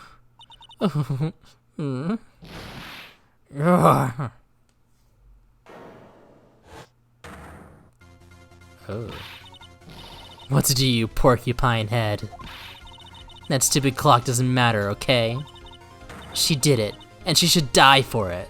Die!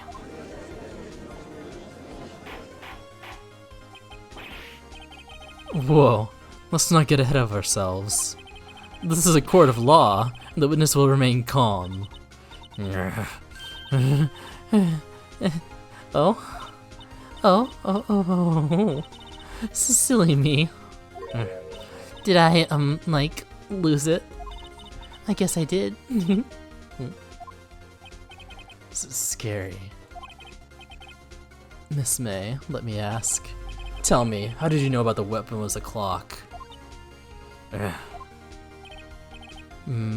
Oh dear. Does the defense have an opinion on this behavior? Okay, this is it.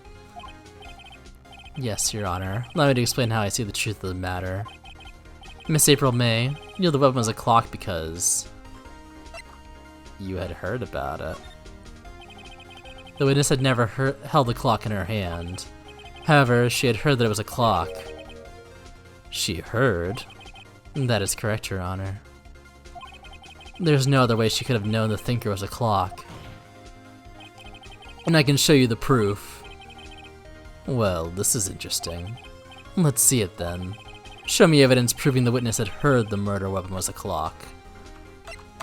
She tapped the phone. Have a look at this. That? I found this in Miss May's room. Mr. Wright, please explain to the court what this is. Miss April May, you were tapping the victim Miss Mia Fey's phone, were you not? Your Honor, this is irrelevant. I'm not entirely sure that it is. Objection overruled. It troubles me that our witness was in possession of a wiretap. This is outrageous. Does the defense truly claim that the witness was tapping her phone? Absolutely. Even if that was the case, which is not, you still have to prove one thing. Did the victim ever say that the weapon was a clock on the phone? Can you prove that? I think not. Oh yeah? I think I can. It's simple. What? Here's my proof. The proof that the victim said on the phone that the weapon was a clock is the phone call. Why would it be anything different? It tells the time, but it's not talking right now.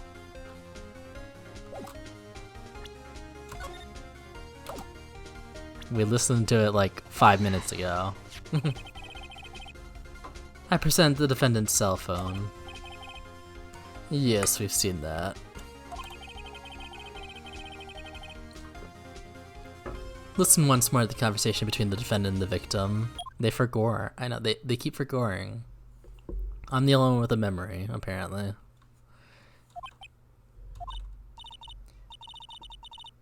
Mia, what's up? You haven't called in a while. Well, actually there's something I want to hold on for me. Actually, now that I think about it, I don't know if they put the whole conversation, but it's fine. Again? What's it this time? It's a clock. It's made to look like that statue, the thinker, and tells you the time. Miss April May. Used a wiretap to listen to the conversation. That's how you knew the thinker was a clock. Am I wrong? Yeah,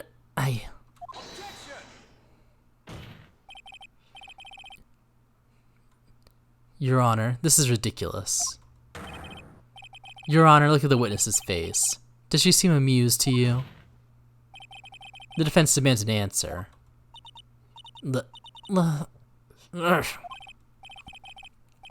Witness, answer the question. Did you tap her phone? Miss May. Shut up, all of you. What gives you the right to talk to me like that? You lawyer.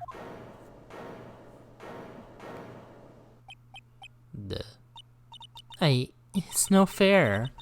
All of you ganging up on me like that. Oh, so I'm the bad girl, is that it? Is that it? That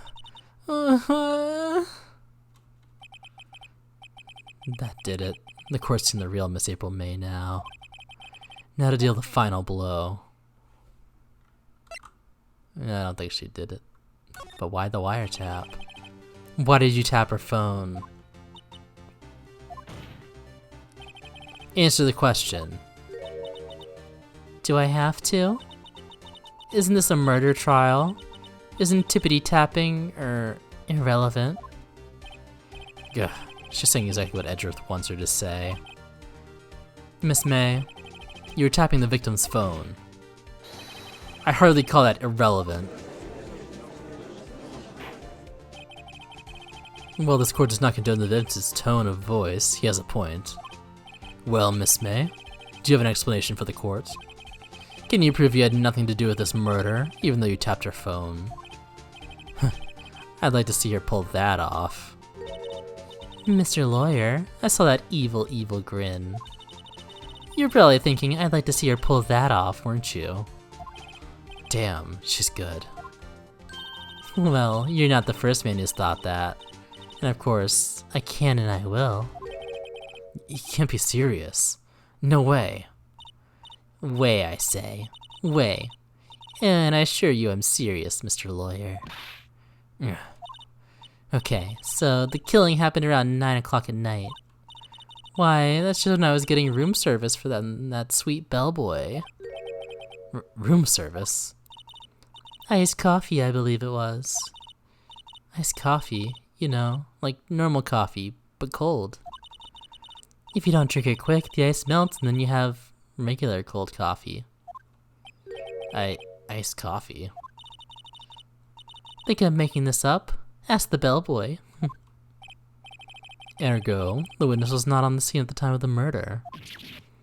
I never said she was. So, where does that leave us? It is my great displeasure to inform you that the witness appears to have been tapping the victim's telephone. However, that is a separate crime with no bearing on the current case whatsoever. Her testimony stands. She saw the defendant Maya Fey commit murder. No. They're going to let her just walk away? There's no way I can win this unless I tie Miss May to the murder somehow. Well, does the defense have anything to say? Well... Come on, think of something. I might as well call the bellboy, because we can't get anything more out of her. The defense would like to call the hotel bellboy as a witness. There's something suspicious here, and I'm going to get to the bottom of it. I think you've sunk in quite low enough already. I object to calling the bellboy. Why? What's your reason? Because I hold that the wiretapping had nothing to do with the killing. However, if you agree to one condition, I'll consent to calling this witness. Condition? If Miss April May's alibi is not called into question after you examine the bellboy, then you will recognize that Miss April May was not the killer, thus she is innocent. And thereby, you must also accept the verdict of guilty for Miss Maya Fey. And that is my condition. What? I better find something suspicious in that bellboy's testimony. Otherwise, Maya will be declared guilty on the spot. What should I do? Sure, why not? Alright, I got nothing to lose except for, well, everything. Understood. I accept your condition. Fool. You fell right into my trap. You just activated my trap card, righty boy. Uh-oh. It's not the only thing in this case that reminds me of Yu-Gi-Oh! The Miss May reminds me of an early chapter at the manga where there's like a substitute teacher who wore like a shit ton of makeup to cover up the fact that she had a very scary face, just like April May here. See, the thing was that she was beautiful on the outside, but ugly on the inside. And of course, the punishment game was making her always have that face.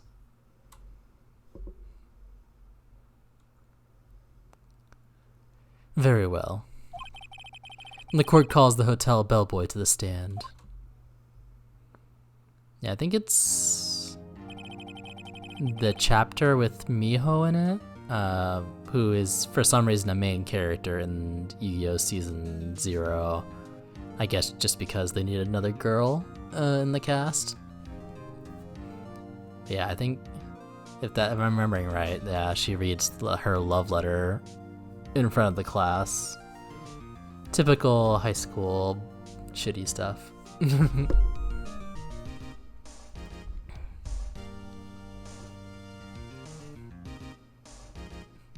I believe we're ready for the witness to testify. He certainly does look like a bellboy. Hello. Yes, sir. Oh, ad time. Adge. Oh, I'm all turned around again, what the heck? When did this happen? I didn't even move.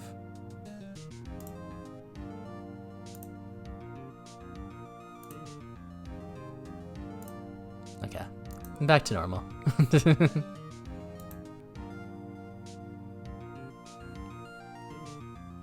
Let me disable raids. Let's get through the bellboy, and if we don't have a natural stopping point after that, we'll just stop after his testimony.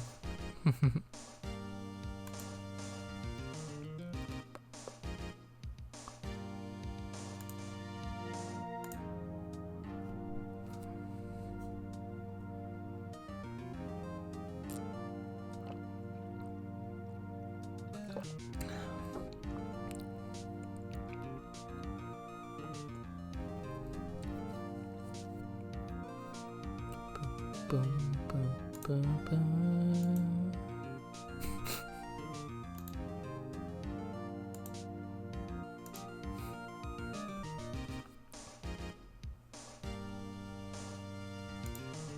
Dun, dun, dun. Alright. She'd be back now.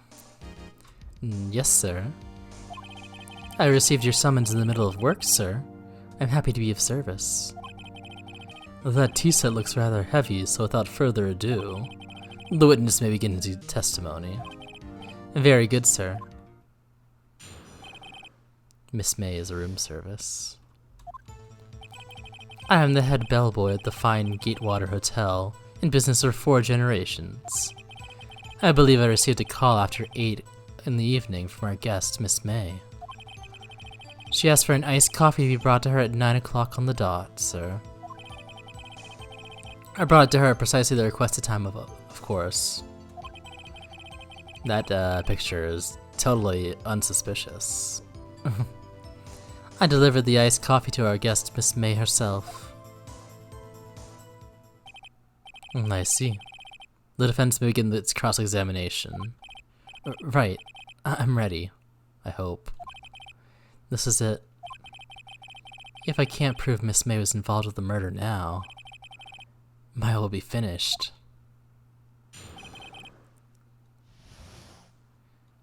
I want some of those cookies. I'm the head bellboy at the fine Gatewater Hotel, in business for 49 years. Also, I just realized that the hotel is Watergate backwards. Anyway, okay, time for me to join the cast because I am slow. What exactly is it you do at the hotel? Why, anything required of me, sir. I check in guests, I check out guests. I clean rooms, I make beds. I even deliver room service, sir. I checked Miss May in personally. Are you always so prim? Mr. Wright, you will refrain from asking frivolous questions. I believe I received a call after 8 in the evening from our guest, Miss May. Are you sure it was Miss May on the phone? Absolutely, sir. How can you be so certain? I checked Miss May in personally, sir. Not only did I see her in all her stunning radiance, but I also heard her voice. And then I saw them, and I...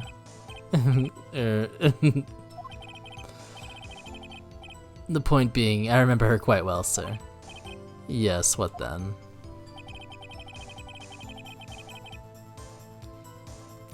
She asked for an iced coffee to be brought to her at 9 on the dot, sir.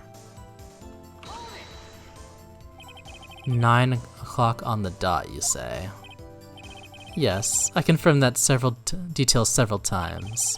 She was watching a program on TV and wished to drink after she finished, sir. 9 on the dot, the time of the murder.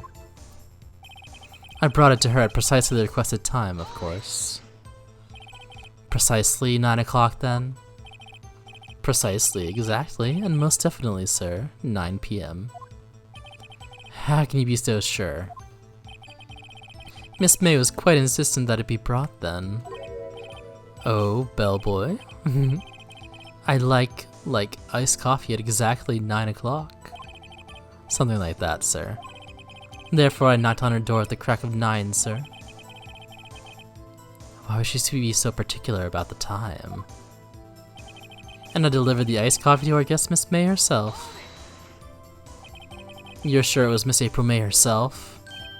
Absolutely, sir. Absolutely? Yes, sir. As in, so very absolutely, sir. It's an endearing mannerism of mine. How come you're so very certain? Well, when I brought the room service, sir, the guest, sir, favored me with an embarrasser, sir. Embarrasser? Is that French for embrace? Oh, sorry, embrasser. See, I just assumed he was saying he got a boner, but, you know. Embrasser? Is that French for embrace? It's French for kiss, sir. But not a French kiss, sir. More of a peck on the cheek. Why would she have done that? I believe perhaps she was momentarily swayed by my prim demeanor, sir. It was a moment I shall never ever forget, sir. Sounds pretty fishy to me. I think her Miss May was up to something and wanted the bellboy to remember her. It's no good. There's nothing there. Is that it? Golden giving me an embarrasser. Yeah. It happens often, right?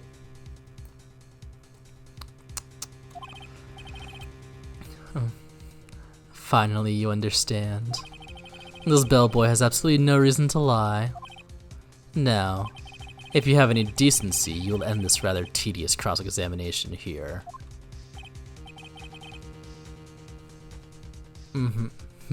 It was a bit tedious. The witness may leave the stand. I can't let this happen, can I? Protest. Always protest. Wait, please wait. Yes? Does the defense have something to add? One last question. Let me ask one last question. Your Honor, I must object. The charade of justice has gone on long enough. Now, Mr. Edgeworth. Alright, Mr. Wright, I give you one more question, that's all. Okay. This is really it now. This is my last chance. What do I ask him about? Check-in, room service, and bed making.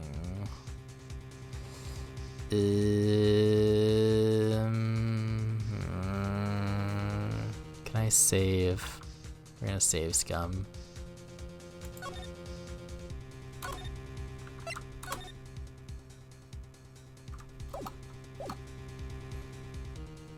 I would say it would have to be check-in, right? Tell me about check-in. Tell me about when you checked in Miss May. Oh, alright. Very well, sir. My first thought was she was a beautiful, beautiful person. She's just my type of girl, so it's a disappointment, really. I see. Alright, because there are two people in the room. Excuse me. What exactly was a disappointment? Well, I'm not without charm, sir. But even I have a little more chance with her lover there. If I'd have little chance with her lover there. Huh. What did you say? What did you say? Rather, quite. Bellboy, tell us the truth now. Did Miss May check in with another person? I object. That was objectionable. Objection overruled. The witness will answer the question. Yes, I see. Why did you not mention this in your testimony? Well, sir, you didn't ask.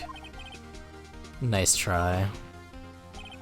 That's the sort of thing you're not normally supposed to mention. That's the thing you're normally supposed to mention. Yes, quite. Indeed. It was the good barrister there, Mr. Edgeworth, who... Huh? He asked me not to mention it if it wasn't specifically asked, sir. What? You fool. I've done it. I've won. Miss April May checked into their twin room with a man, correct? Yes, sir. Then when you brought the room service, you didn't see that man in the room? That's right, sir. Your Honor, we just learned of another person involved who may have been the murderer. In light of this new fact, I hold that it's impossible to judge the defendant. Wouldn't you agree, Mr. Edgeworth? And who, Mr. Wright? Who is this other person? Simple, it was... the man. Hello? The man who checked in with Miss May. Oof. Your Honor, as has been previously revealed, Miss April May was tapping the victim's phone. Yet Miss May herself has an alibi at the time of the murder. However, that does not clear the man that was with her. The bellboy saw no one else in the room at the time of the murder. My, what a convenient little setup, but it's too late. Too late? I suppose you'd like it if it was too late, wouldn't you? After all, it was you who hid the presence of the other man from this court. Ugh. Upstart. Amateur. These accusations are ludicrous. Enough. The court acknowledges the defense's argument. I expect the prosecution and defense to look into this matter fully. Am I understood? Yes, Your Honor. That is all today for the trial of Maya Fey. Court is adjourned.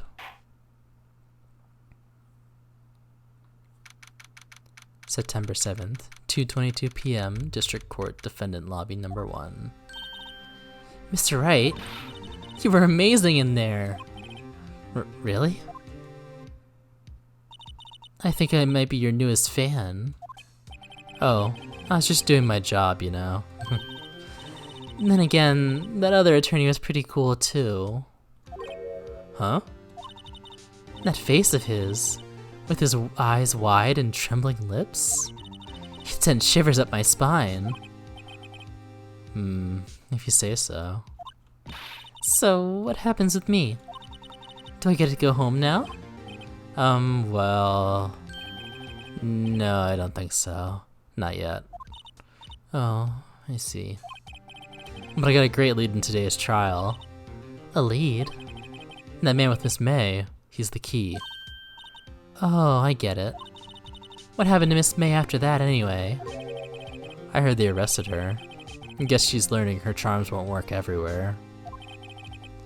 She's probably at the detention center now. I might have to go down there later. Anyway, this case is far from closed. Yes, sir. I'm going to find out more about this man. Do you think he was the one who... Maybe so. Sis. Don't worry, I'll find him by tomorrow, I promise. I'm counting on you. I asked for a full record of April May's testimony. I thought it might come in handy during the trial tomorrow, but now that I have it, I'm not so sure. Most of her testimony was all lies. In fact, there's only one part that hasn't been stricken from the record. May testimony. The victim dodged an attack, then ran to the right, but she was caught and struck. I don't know how much good this will do me at all now. Anyway, time to hit the pavement and do some investigating. Maya doesn't belong in that detention center, and it's up to me to set her free. To be continued. Perfect timing.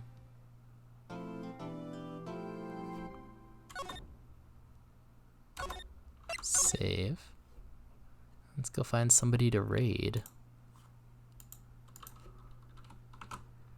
Got so many raids today.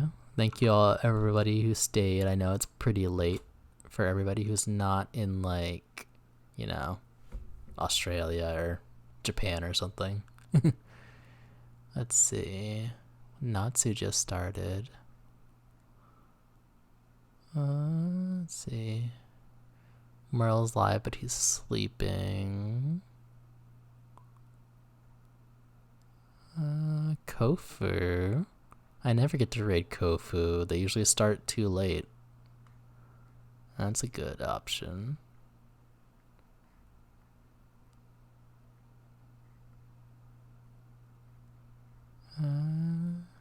Picho. Though I've raided Picho relatively recently. Yeah, I think I'm gonna raid Kofu.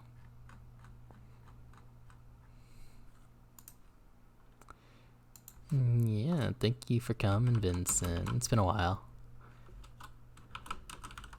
I almost did a shout out. Exclamation point raid. If you got enough points, you can unlock the emote on the top one. If not, go ahead and just copy the one with the emoji. We're gonna go say hi to Kofu. They're a very good doggo. And they're playing some Witcher 2 right now, which I own and have not played. Gotta play Witcher 1 first, right?